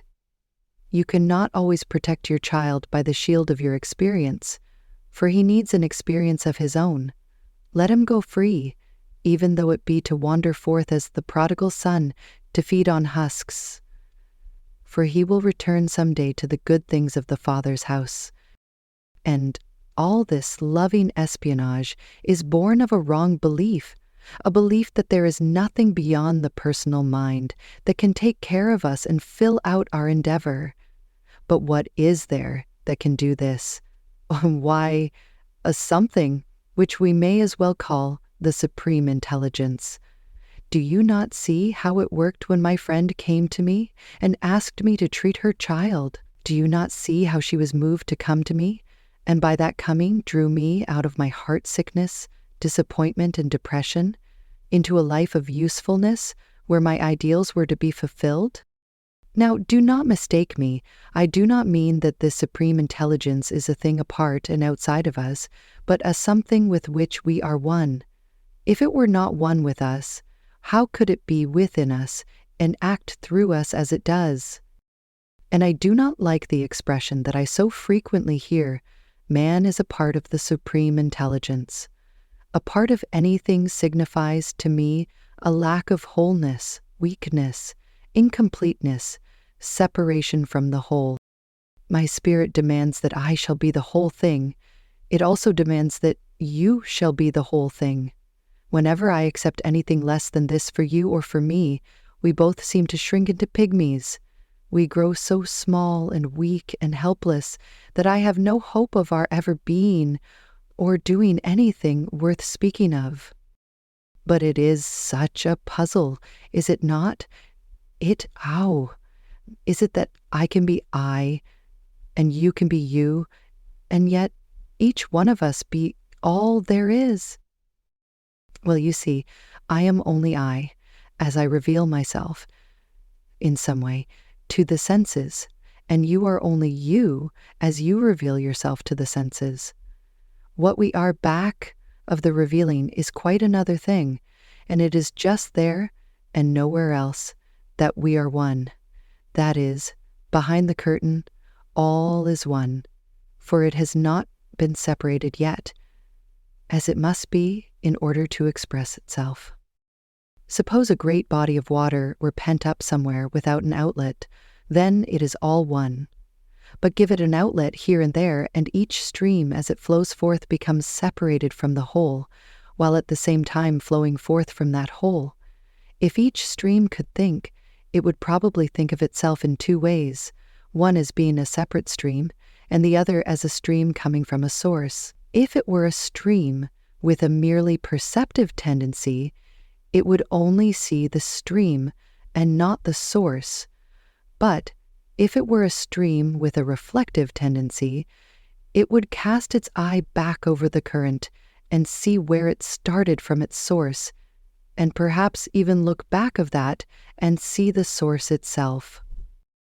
We humans have both the perceptive and the reflective tendency, and by the development of the latter, we look further and further back into the very heart of being, and it is there we see it all to be one. It is there that I am all and you are all. Now, this all, or the supreme intelligence, projects itself into the world, into the material world. In fact, it becomes the material world and is in process of becoming it every day and every hour. It makes and unmakes its world continually. Sometimes it seems not to be doing it well, in times of catastrophe and sorrow. But that is because we only see a part of the whole. How can you judge of a beautiful painting by seeing a torn fragment of the same? And yet, let a psychometrist place that torn fragment on his forehead, and instantly the whole painting presents itself to his vision. I think we have glimpses of the great and beautiful whole in some such psychic fashion, else our faith would fail us in times of sore trial. Why is it that when we see the part, we postulate the whole?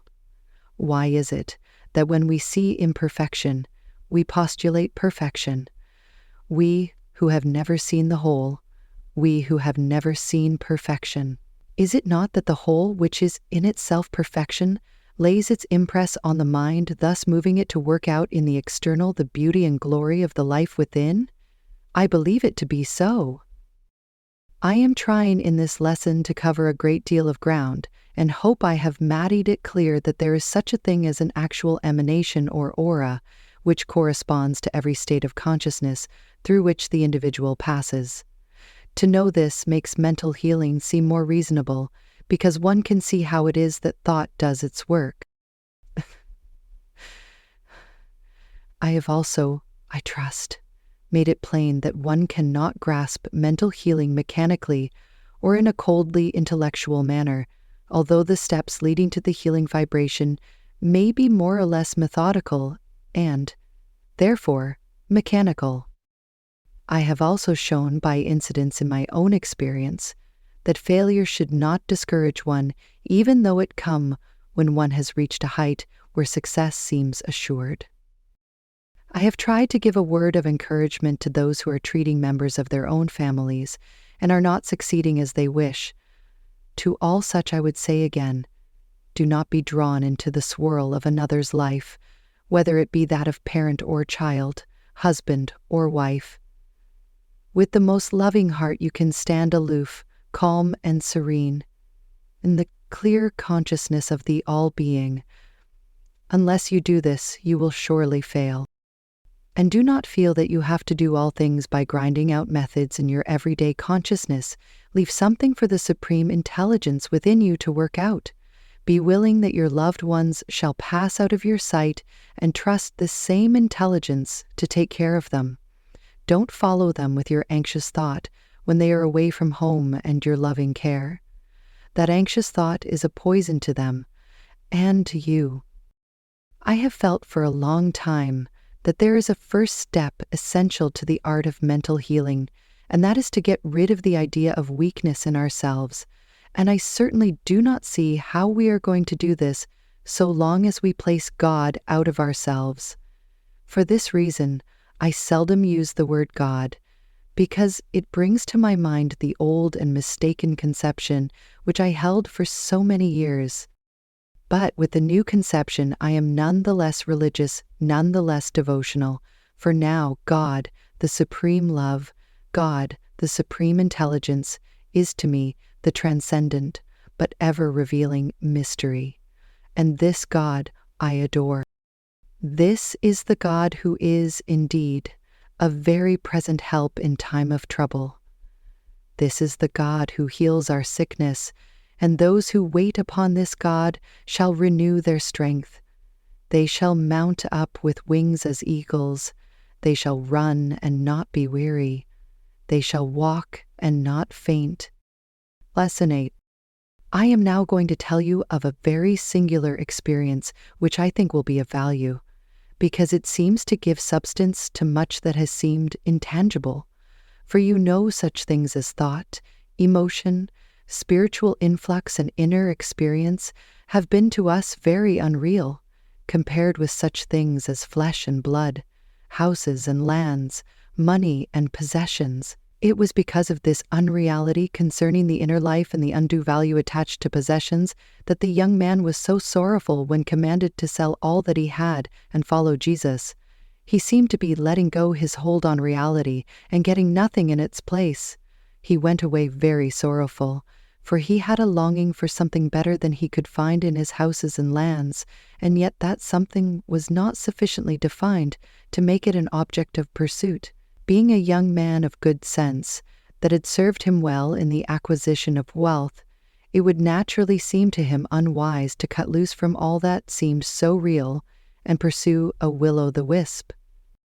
Doubtless, if we could follow that young man's history, we would find that as the inner vision opened, the things of the Spirit became a reality, and it is of this reality, as distinctly felt and known by myself, that I would speak. When reading with deep interest a book called The Perfect Way, so great was the impression made upon me that I felt my spirit rising to a mighty endeavor. I was lifted out of my surroundings and into an entirely new thought atmosphere. The things of earth looked coarse and clumsy, and I seemed to see world within world of ever-increasing fineness and beauty. As I read on and on, I lost all consciousness of self, except in one particular, and that was a boring, grinding pain in the palm of each hand, and through the arch of the instep in each foot. This was so marked and so continuous during the reading of the book, which I finished at one sitting, that I mentioned it to my sister. We both thought it strange but could not account for it. Some time afterward, in reading a book by Dr. Franz Hartmann, I found the statement that in extremely sensitive persons, it often happens that with the birth of the spiritual life, there are attendant signs.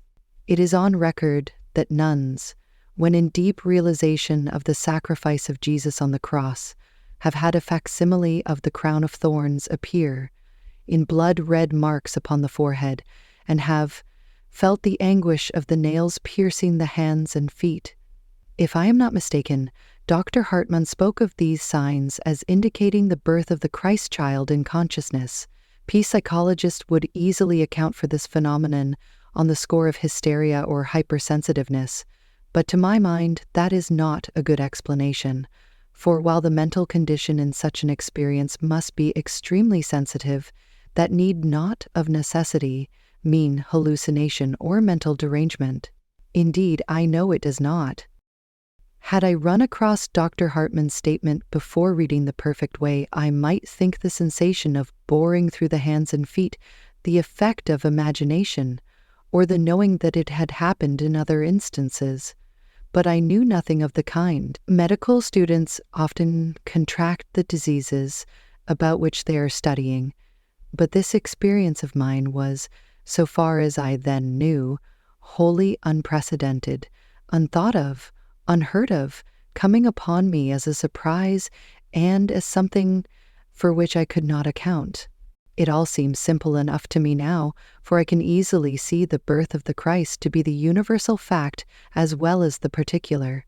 I believe that there was a moment when the Christ was born in Jesus. I also believe that there is a moment when the Christ is born in each one of us, and that it is really and actually a birth into a new life. When this birth occurs, I think we first realize what immortal life means, for we then feel its vibrations, which are quite different from those we have experienced in any previous state of consciousness. The young man who went away to Rothul was seeking eternal life, but he could not find it, because the Christ child within him was as yet unborn. All things are good, whether they are of the inner or the outer world, but there are degrees of goodness, and I think the inner or the inmost good the best of all. Let us learn more and more of this wonderful inner life of which we know so little, for the thinking, acting self which we do know something about is but a small part of the whole self. I, for instance, am doing much more than I know. I reach people with my conscious mind, but I am recently led to believe that I reach many more with the unconscious mind, or that part of myself which is not brought under the eye of my mentality. Not long ago, I received an interesting letter from a woman on the Pacific coast. She wrote me that it had occurred to her that she might in sleep come in touch with someone who would help her, and so, when she lay down at night, her last thought was an invocation to some unknown person to give her strength. This went on for about 2 weeks, and she was conscious of being strengthened and helped in several ways. One day, she went into a bookstore, and the proprietor handed her a copy of the Radiant Center. She seemed strangely attracted to it and fairly devoured its contents. Then, hurrying back to the bookstore, she asked, "What else has that woman written?" Another work was handed her, which she took home and read with a strange feeling of familiarity. It seemed as though she knew what every page would contain before reading it. After she had finished, she sat gazing into the fire, when a voice distinctly spoke to her, saying, "Why not write to Kate Boehme? Write to her tonight." And at the same time, there flashed upon her a conviction that I was the one who had met her in sleep and given her help. Such is undoubtedly the case, for while the mind focuses on details, I am convinced that the whole thing is acting in its own way through its auric sphere. Do you not see how this can be? How the whole thing speaks a full sentence while the whole face utters only a face raise. Suppose 2 people greet you with a "good morning." The same words are used by both, and yet how different the impression. Do you know what makes the difference? It is what you receive in vibration from the whole person back of each good morning. What you do and what you say is charged with what you are. You can say good morning so that it means a very bad morning, or Jan can say it as the glorious sun does when he rises over a dark world. I honestly believe that it does not make a bit of difference whether you are a Methodist, a Presbyterian, a Romanist, or a mental scientist if only the Christ child is born within. You can heal whatever the tenets of your belief.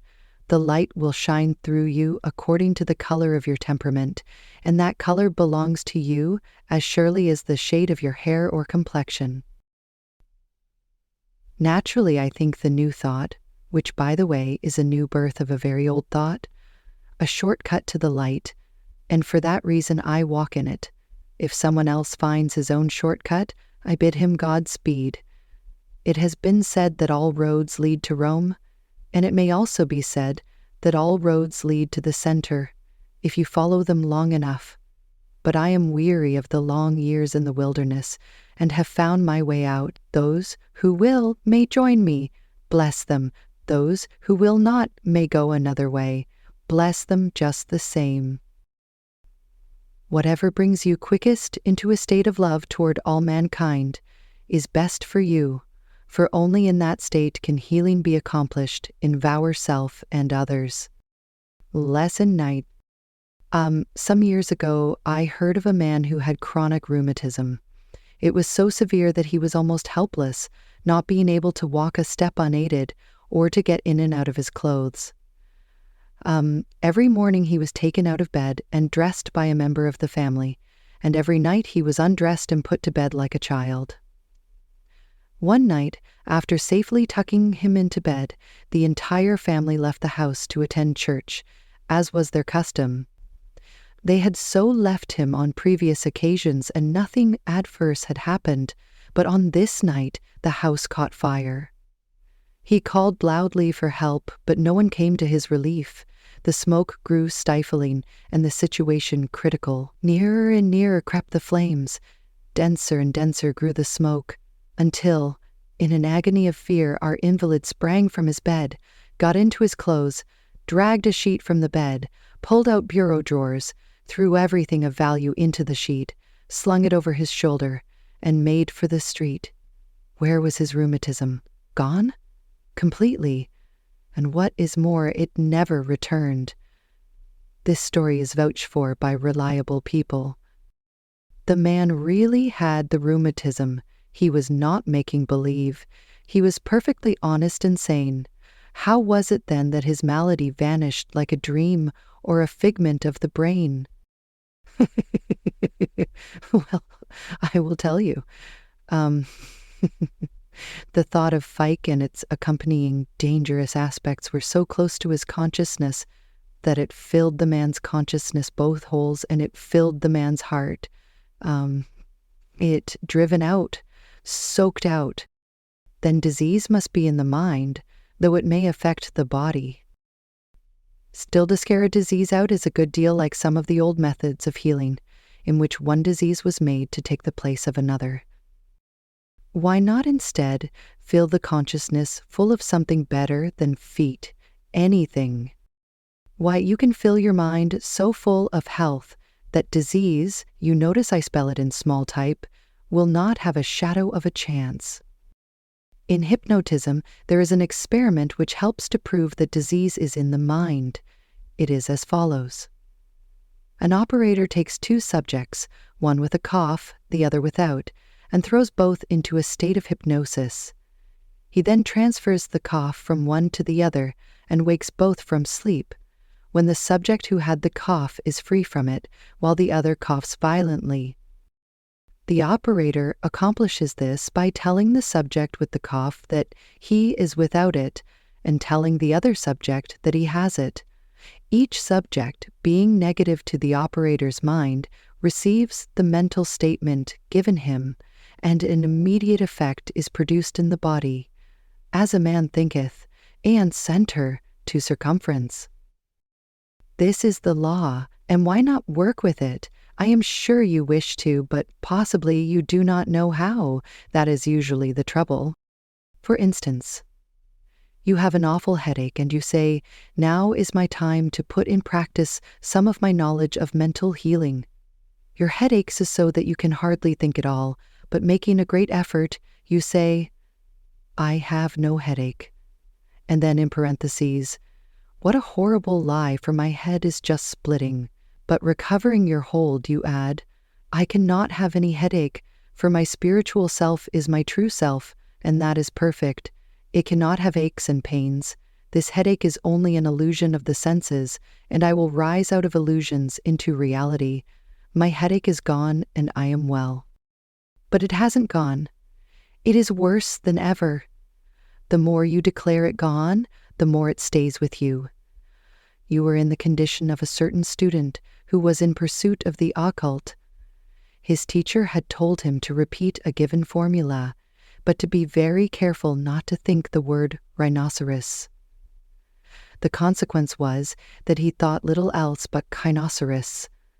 Finally, in despair, he said to his teacher, Why did you tell me not to think kinoceros? It would never have occurred to me if you had not put it into my mind, while now I can think of nothing else.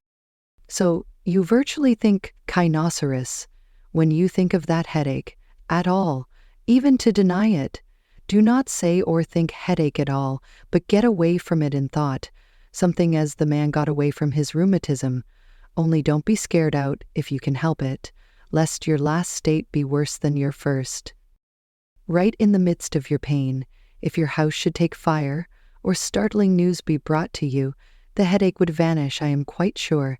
But in that event you are very much like a piece of timber that is floating down the river, and carried here and there by the tide, sometimes tangled with a lot of other driftwood, and sometimes skimming along smoothly, but all the time inert, and acted upon by one thing or another, instead of being a strong swimmer, battling with the tide and going where you will. Don't be driftwood, for it is in you to be the swimmer. But to go back to a consideration of how to get rid of your headache, and let the headache stand for any other ailment, it is quite possible that you will have to make a great many trials before you will be able to throw off the malady quickly and easily. In the matter of healing, as in everything else, practice makes perfect, and the best time to practice is when you are not sick. That sounds queer, does it not? But what I mean is that you should build your ark before the flood. Then you can get into it and ride the waters in safety. As I look back over the 10 years which I've spent in getting to my present status, I wonder that I did not give up in despair, for so many of my earlier efforts at self-treatment ended in failure. I will not go over a list of my ailments, but they were many, and neuralgic headache was one of the foremost and most difficult to vanquish. An effort at self-treatment usually ended in a dose of phenacetin or antipyrine. This was followed by remorse and a promise to myself to be truer to my principles on the next occasion. But when the next occasion came, shall I confess it? History repeated itself. Once I sat by the seashore and saw some thoughtless boys throwing sticks into the water and sending their dog after them again and again, until the poor thing was so weary that he could hardly get to the shore, and I finally had to interfere in his behalf. The tired creature reminded me so of myself that it seemed an object lesson. The dog did better than I, though, for he secured what he went after and brought it to shore, while I, so far, had not, and I wondered if I ever would. Still, there was something within me that led me on in spite of failure and discouragement, and I now see that I was really advancing all the while, though I was not conscious of it. Even after I began healing others, I was subject to many a setback myself. I remember on one occasion I had been suffering all night with an attack of facial neuralgia, and one side of my face was swollen badly. On the day following, a patient called, and my first impulse was not to see her. That seemed cowardly, so I conquered the impulse and went down to the drawing room. Though at every step I felt like turning and running the other way. The patient noticed the swelling, but she did not mention it till long afterward. She then said her heart went down at the sight of it, and she wondered if I could help her when I was in such a state, but, strange to relate, I did help her. I gave a very strong treatment, and shortly after that, the swelling in my face went down completely. For the moment, it had seemed an untoward circumstance that a patient should come just at that time and find me in such a condition, but instead of that, it was a means to an end, a hill to climb in the path of higher attainment. Even the swollen face had its meaning, and good was to come out of the apparent ill. But the most difficult of all to conquer was my tendency to hay fever, which had afflicted me from a child. For a time I seemed to make very little headway, but after a while I noticed that each year it came a little later and left me a little earlier. That encouraged me to believe that in time it would go entirely, and it did. But I must tell you a curious circumstance connected with the hay fever, showing again that disease is in the mind. At times when I was suffering the most, if friends came in who were particularly interesting, so that my mind was completely taken away from myself, every trace of hay fever would disappear, and I would suddenly be conscious of myself as perfectly free from every symptom. But they would all come back again when my friends left me, and my thoughts centered again upon myself. It is said that hay fever is caused by pollen floating in the air at a certain season of the year. It is not probable that the pollen was abstracted from the atmosphere just while I was entertaining my friends, to be restored to it upon their departure. It is more reasonable to suppose that the pollen was present all the while, and that I was sensitive to it in some mental states and not sensitive in others. Or, to put it more correctly, when the thought of hay fever was in my mind, the pollen affected me. But when the thought of hay fever was crowded out, the pollen was powerless and could not produce in me the same symptoms. Although I was breathing it in, and it was in contact with the mucous membrane, evidently then the pollen could not produce hay fever in me until its proxy in the form of correspondence, a thought, entered my mind. It is not probable that the pollen was abstracted from the atmosphere just while I was entertaining my friends, to be restored to it upon their departure. It is more reasonable to suppose that the pollen was present all the while, and that I was sensitive to it in some mental states, and not sensitive in others, or to put it more correctly, when the thought of hay fever was in my mind, the pollen affected me, but when the thought of hay fever was crowded out, the pollen was powerless and could not produce in me the same symptoms, although I was breathing it in and it was in contact with the mucous membrane. Evidently, then the pollen could not produce hay fever in me until its proxy, in the form of a correspondence, a thought, entered my mind. I do not deny that material things have power to harm us, but I believe they are admitted or barred out by mental states, and for this reason I am convinced that we can fill the mind with something which will make us impervious to disease. I am also convinced that while disease is present with us, we can drive it out, either all at once or by degrees, as the case may be, and that we can do this by filling the mind full with the very opposite of disease. Everyone has the power of imagination, and everyone can use it in picturing health. Everyone has known a comparative state of health for brief moments at least, and the recollection is sufficient to form a suggestion, or pattern for a mental picture to hold in the imagination. Try it, dear friends, and you will be surprised to find how much you will accomplish.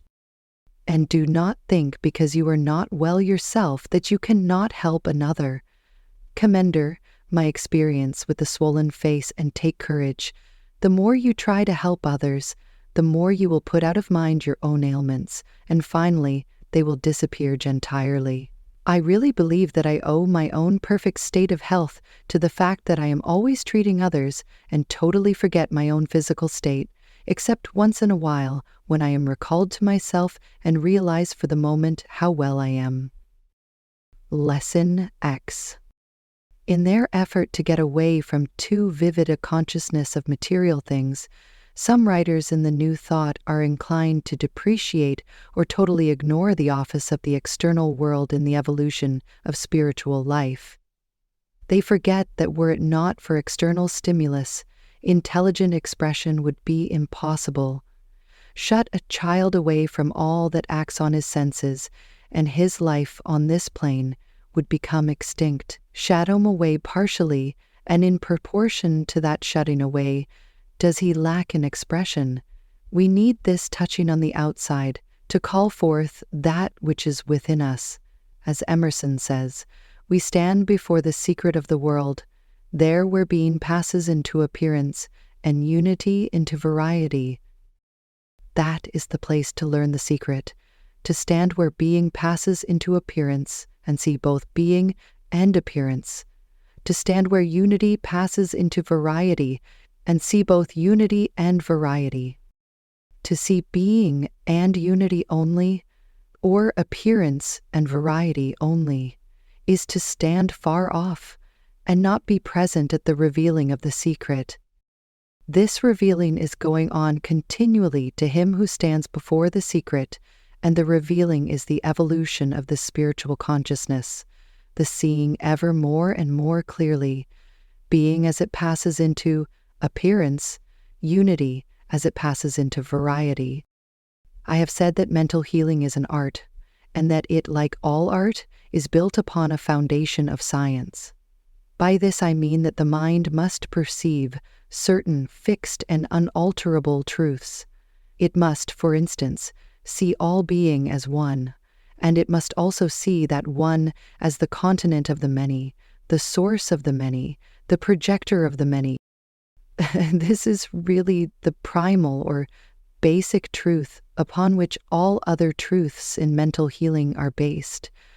When the mind has grasped this, it is ready for other statements. It begins to see a perfect whole, a perfect good, no matter how imperfect, incomplete, and apparently evil the appearance. You are asked as a student of mental science to perceive that all is good, but you say, "How can I, when I see that a part of this all is evil?" But let me tell you how it is. Can you not imagine a condition of pure white light in which there is not a shadow? Of course it is the light which never shone on land or sea. For the moment it strikes the external world and shines on land and sea, it becomes divided into light and darkness. The darkness looks like evil, is indeed symbolic of evil, but it is only a temporary separation of the pure white light, in which there is no shadow, as it passes out from its prenatal state of being. When it is born into this world, it becomes light and darkness, i.e., the light has the shadow in it, and sometimes a very dark shadow it is. Often the light seems almost swallowed up in inky blackness, but the light shineth ever more and more unto the perfect day. From darkness to light is the evolution of the individual, from the darkness of ignorance to the light of intelligence, from the darkness of hate to the light of love, from the darkness of despair to the light of hope, from the darkness of sorrow to the light of joy. To see, feel, and know this to be true is a necessary step in attaining the healing state of consciousness. Then, to act as though it were true strengthens that state and makes it permanent. To live the life is essential. In living the life, in acting and doing, in making manifest the light, lies the art of mental healing. It is as much an art as music or painting, calling into play emotion, ideality, imagination, and that wonderful touch of transcendent genius which defies definition, that inspiration which comes from the great source.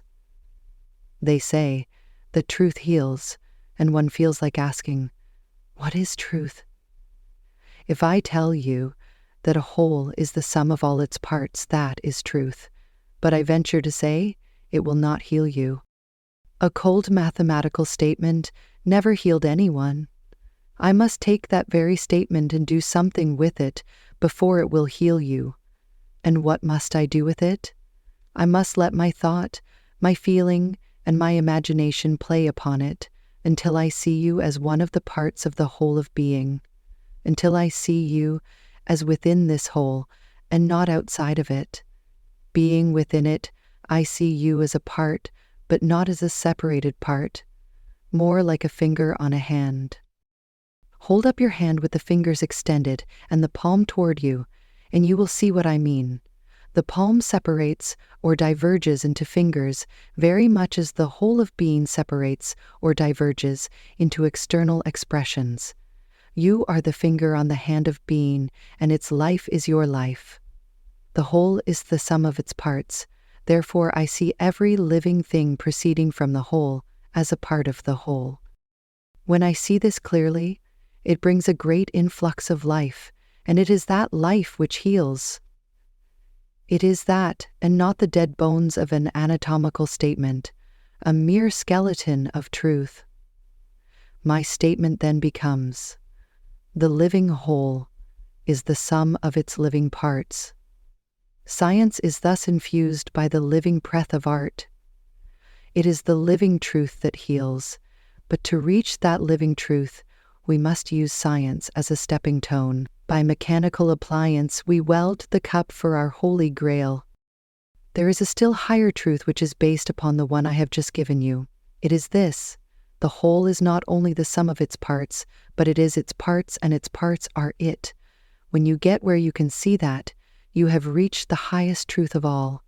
It is a truth so high that many stumble at it and will not, dare not see it as it is. But there is no hurry. Your mounting vision of truth will overtop the obstacle, and you will know the highest, all in good time. The day is coming, if not now, when you will see yourself as continually proceeding from the Father. It is in that sense that you are a child of God, and not in the sense of a child body separated from its parent body. The ocean is father to the stream that flows forth from it, and the sun is father to the ray of light.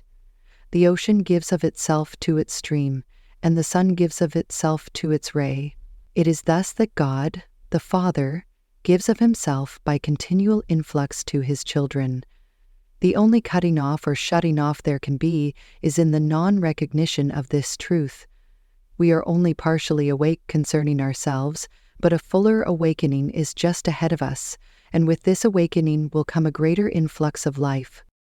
We are not independent of the external touch of the world about us. Human beings, circumstances, and all things are ever touching the electric buttons which summon the light from within. Were it not for these touches, God could not come forth and walk among men. divinity could not manifest itself in humanity. You wish to learn how to do mental healing, and to that end you study course after course of lessons on the subject. You follow definite instructions and rehearse your denials and affirmations until your mind feels like a treadmill, and you, the weary creature who is making it go round and round, how are you getting anywhere? No, how could you, Jessie? On a treadmill, is this the way to learn mental healing? No, indeed. Charles Brodie Patterson very aptly asks the question, has the metaphysical movement found its soul? I answer positively, it has not. The metaphysical movement will find its soul when its teachers and adherents find theirs, and not before. And what do I mean by soul? Well, perhaps I can define it better by saying what it is not, or rather, where it is not. Science has no soul. Mechanics has no soul. Traffic has no soul. Mathematics, chemistry, astronomy are all without soul, and the intellect alone is sufficient to compass them. Soul may be infused into them, of course, but in themselves they may exist in the form of mere mental activity and be soulless. Now, while soul transcends definition, we all know it to something higher and better than mere mental action. It is the soul in man which enables him to lay aside personal interest and live for the good of humanity. It is the soul in man which makes him speak the truth to his neighbor and deal squarely with him in business relations. It is the soul in man which, apprehending truth, is stirred and uplifted by it. It is the soul in man which sends out a current of healing love to the world. It is the soul in man which endeavors not only to see the ideal, but to live it as well. The soul is all this and more, far more than I or anyone can express. Just look at the wonderful results that have been accomplished by the Fulton Street Noon Prayer Meeting of New York City. I do not know that it is now in existence, but years ago I knew of it, and the wonderful cures that were wrought in response to the prayers there uttered. They were simple prayers, no doubt very likely illiterate and ungrammatical. Probably the mental statements of being were quite mixed and unscientific, so that our latter-day metaphysicians would have wholly scorned them, but they did the work. And why? Because they were alive with soul. My desire is to simplify this work of mental healing. There is, to be sure, a deep philosophy connected with it, which those may pursue who have the time and ability, but in my opinion, all students, whether making a limited or extended study of the subject, need a sensual truth to hold to. That truth I am constantly endeavoring to express in one way or another in my idea of a radiant center of life and being, from which you and I and all things proceed. I have dwelt upon this thought so long that I can actually feel this great center of energy back of all I say, or think, or feel, or do. Sometimes when I have a letter from a patient asking for advice upon some perplexing situation, it will seem to me that I have nothing to say that will be helpful, but I begin the letter, I put down the usual preliminary date and address, and then, for an instant, there is a blank. This is followed by a rush of thought, just to the purpose and endorsed by my judgment as the very thing that is best for the questioner. The need of the writer presses the electric button in my mind, and quick along the wire leading to the center runs the demand. In response to it, out from the center rushes the supply. I believe in the power of words or affirmations. They too press the button and bring the current from the center to circumference, but word and formula are apt through repetition to become dead and meaningless. In taking a formula into the silence, it should not be repeated mechanically, but used rather as a theme for meditation. There has been much discussion of Jate as to whether the healer heals the patient or whether the patient heals himself. My answer is simple enough. The patient is connected with the same source as the healer, but he does not know how to press the buttons so as to turn on the current, and the healer does it for him. After a time, he learns how to do it himself. All life unfolds from within, and every individual must grow from within himself, his own health, his own prosperity, and his own happiness. But while thus unfolding from within, he is acted upon from without. Otherwise, growth were impossible. Poverty, disease, ill luck are nothing but calls for the power within to come forth and manifest itself, and it is in this sense that they are good. Albert Hubbard says, "We are all children in the kindergarten of God." Yes, and we are all growing creatures in the gymnasium of God, strengthening our spiritual muscle on the bars of circumstance. As you hold to the idea which I have given you concerning your radiant center of growth, you will little by little pass out of your present state of consciousness, and the knowledge of a larger self will come to you. This larger self will contain all that is best and highest and happiest in the smaller self, while the little selfish motives with their vanities and conceits will have passed away. The new consciousness will feel so clean and sweet and good that it will be just like moving out of an old musty house, falling into decay, into a fresh, bright new one, full of air and sunshine.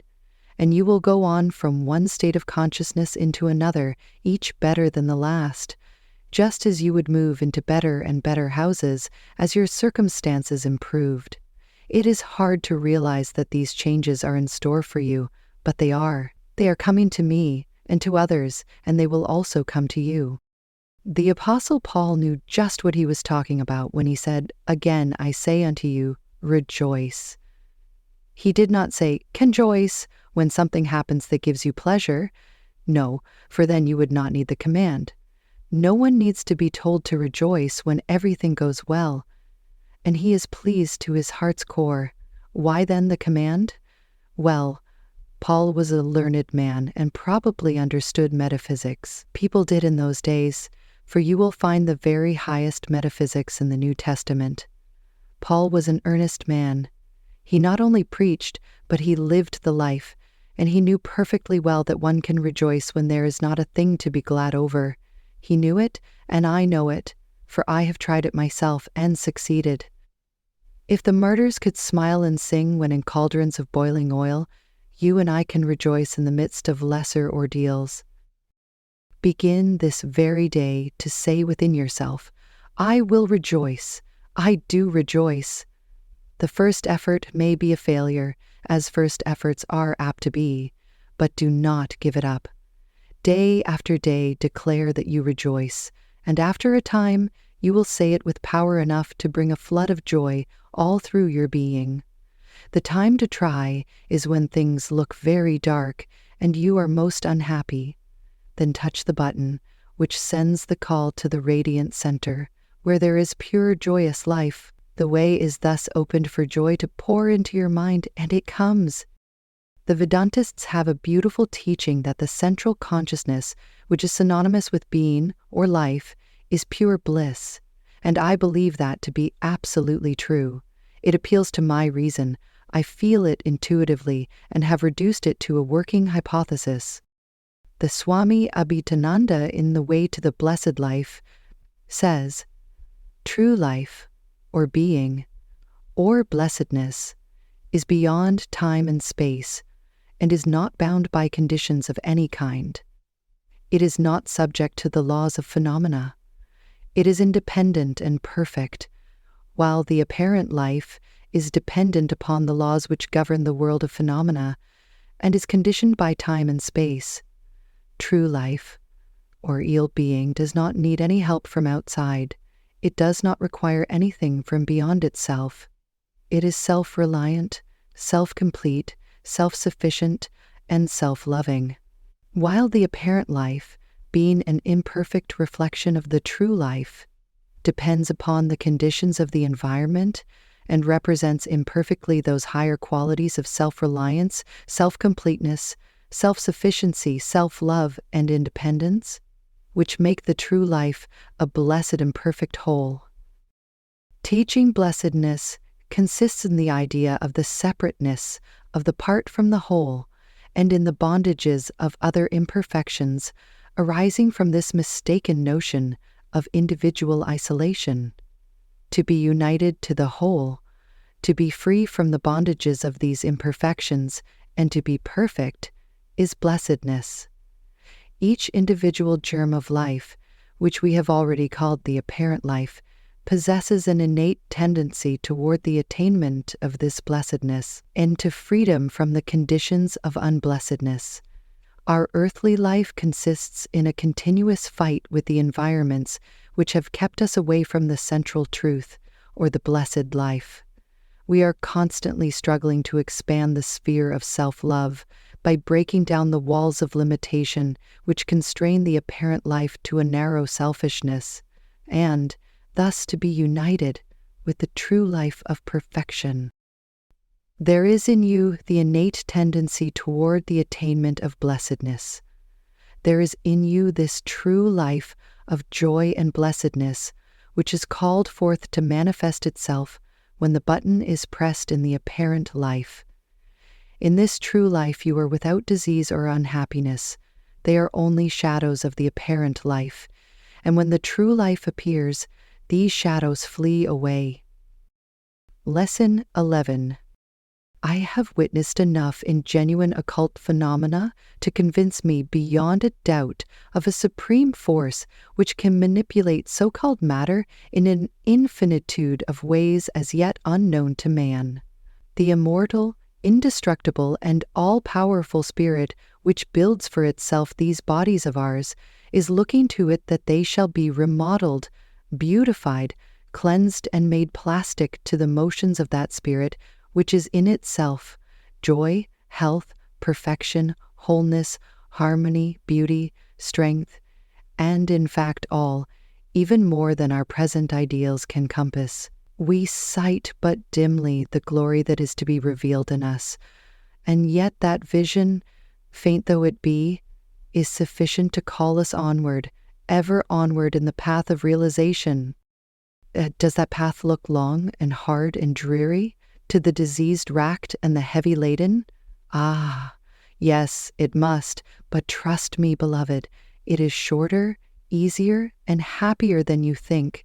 The world illusion is holding your eyes that you cannot see, holding your feet that you cannot walk, holding your hands that you cannot do.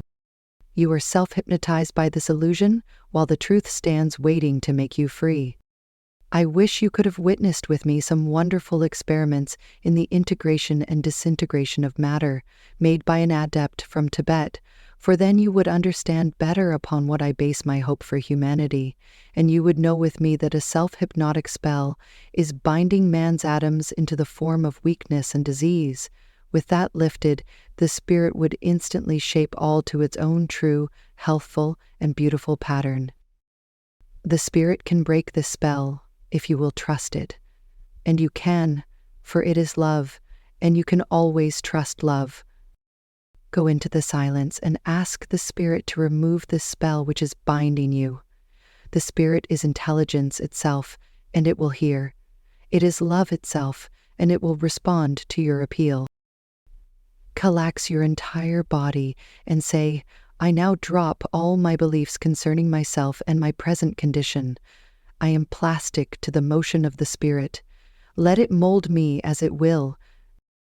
Your first effort in this direction may not count for much, but it will count for something, for it will begin to loosen your bonds, and persistent effort will free you entirely. No one can claim more of the power of the spirit than you can, although some may have called more of it into expression, and those who have can help you by the touch of their mental and spiritual vibration. As I said in a previous lesson, you are acted upon from without. You're touched by other beings and by circumstance. This serves to call forth the spirit that is within you. Others do not give you the spirit, for it is not theirs to give. Since it is free to all, it is yours and theirs as well. If I go to your house and ring your bell, It is a summons for you to present yourself, and you do so if you are at home and wish to see me. The spirit is always at home, and it always wishes to present itself. It is always pushing toward expression. Some people make you feel more alive. Do you know why that is? They have the subtle power of calling forth the spirit from within you. Those are the people for you to seek. They do you good and help you on toward health and happiness. This does not mean that you are to lean on others or that others are to live your life for you. It only means that life is reciprocal and that no man lives unto himself alone. Those who think and talk most learnedly are not usually those who can help you most. It is those who would suffer as you are suffering, those who can feel deeply, those who can sympathize with you, those who send you the beneficent current of their love, those who with the eyes of true wisdom see your way out of all this suffering, who can give you powerful aid. I receive many complaints from people who have studied mental healing for years and who have accomplished nothing. Upon investigation, I generally find that such people are busying themselves with a lot of non-essentials. They are possibly trying to determine whether reincarnation be true, or discriminating between such terms as soul and spirit, or spirit and being, or being and non-being. And while the intellect is abnormally active, health and happiness are at a low ebb within them. In fact, the mind may busy itself in this way forever and be no nearer the truth it is really seeking, for the generation of more and happier life. I know this from my own experience, when for years I wandered about among details without grasping the central truth about which to organize a new life. I once thought I must be able to distinguish every element upon the astral plane before I could create upon that plane. But I know now that all this differentiation is not essential, the main thing being to get into rapport with the spirit, to realize you're one to the power of ness with it, and to feel it flowing through you, to will and to do. This is happiness in itself. This is health. This is living in itself. It is health and happiness ever increasing, and this once established, then you can differentiate if you will. Then you can study life's problems at your leisure, for underneath and supporting your mind there is a solid basis on which you rest, a fulcrum upon which to place your lever. It makes no difference whether you call the supreme power by the name of Brahma, Zeus, or God. To realize its oneness is the first step in occultism.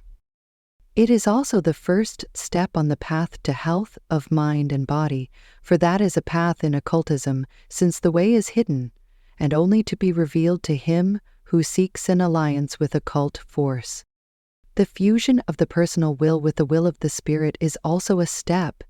It is the letting go of a lesser power to grasp a greater. The mistake of many is to suppose that it leads to deprivation and pain. On the contrary, it leads away from both and brings one to the fullness of peace and health. It is several years since I reached the place in my old monte where I could say from the depths of my being, my will shall henceforth be one with the will of the Spirit, and I will know no other leading.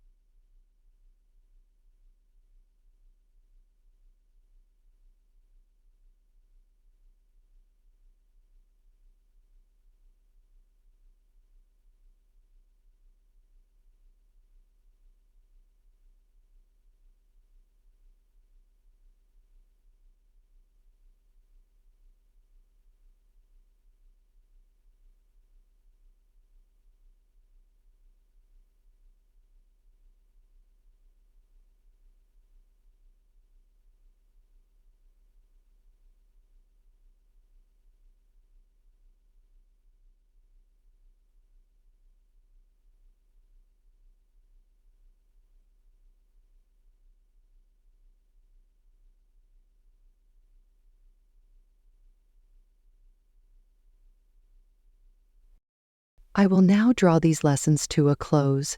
Not that I have uttered my last word on the subject, but because I have said enough to make the series complete. In Mental Healing Made Plain, I have endeavored to show you a shortcut to that which you desire to attain, rather than to point out the way in detail. And in doing this, dear readers, my heart and soul is with you. May you find and realize in its fullness the blessed life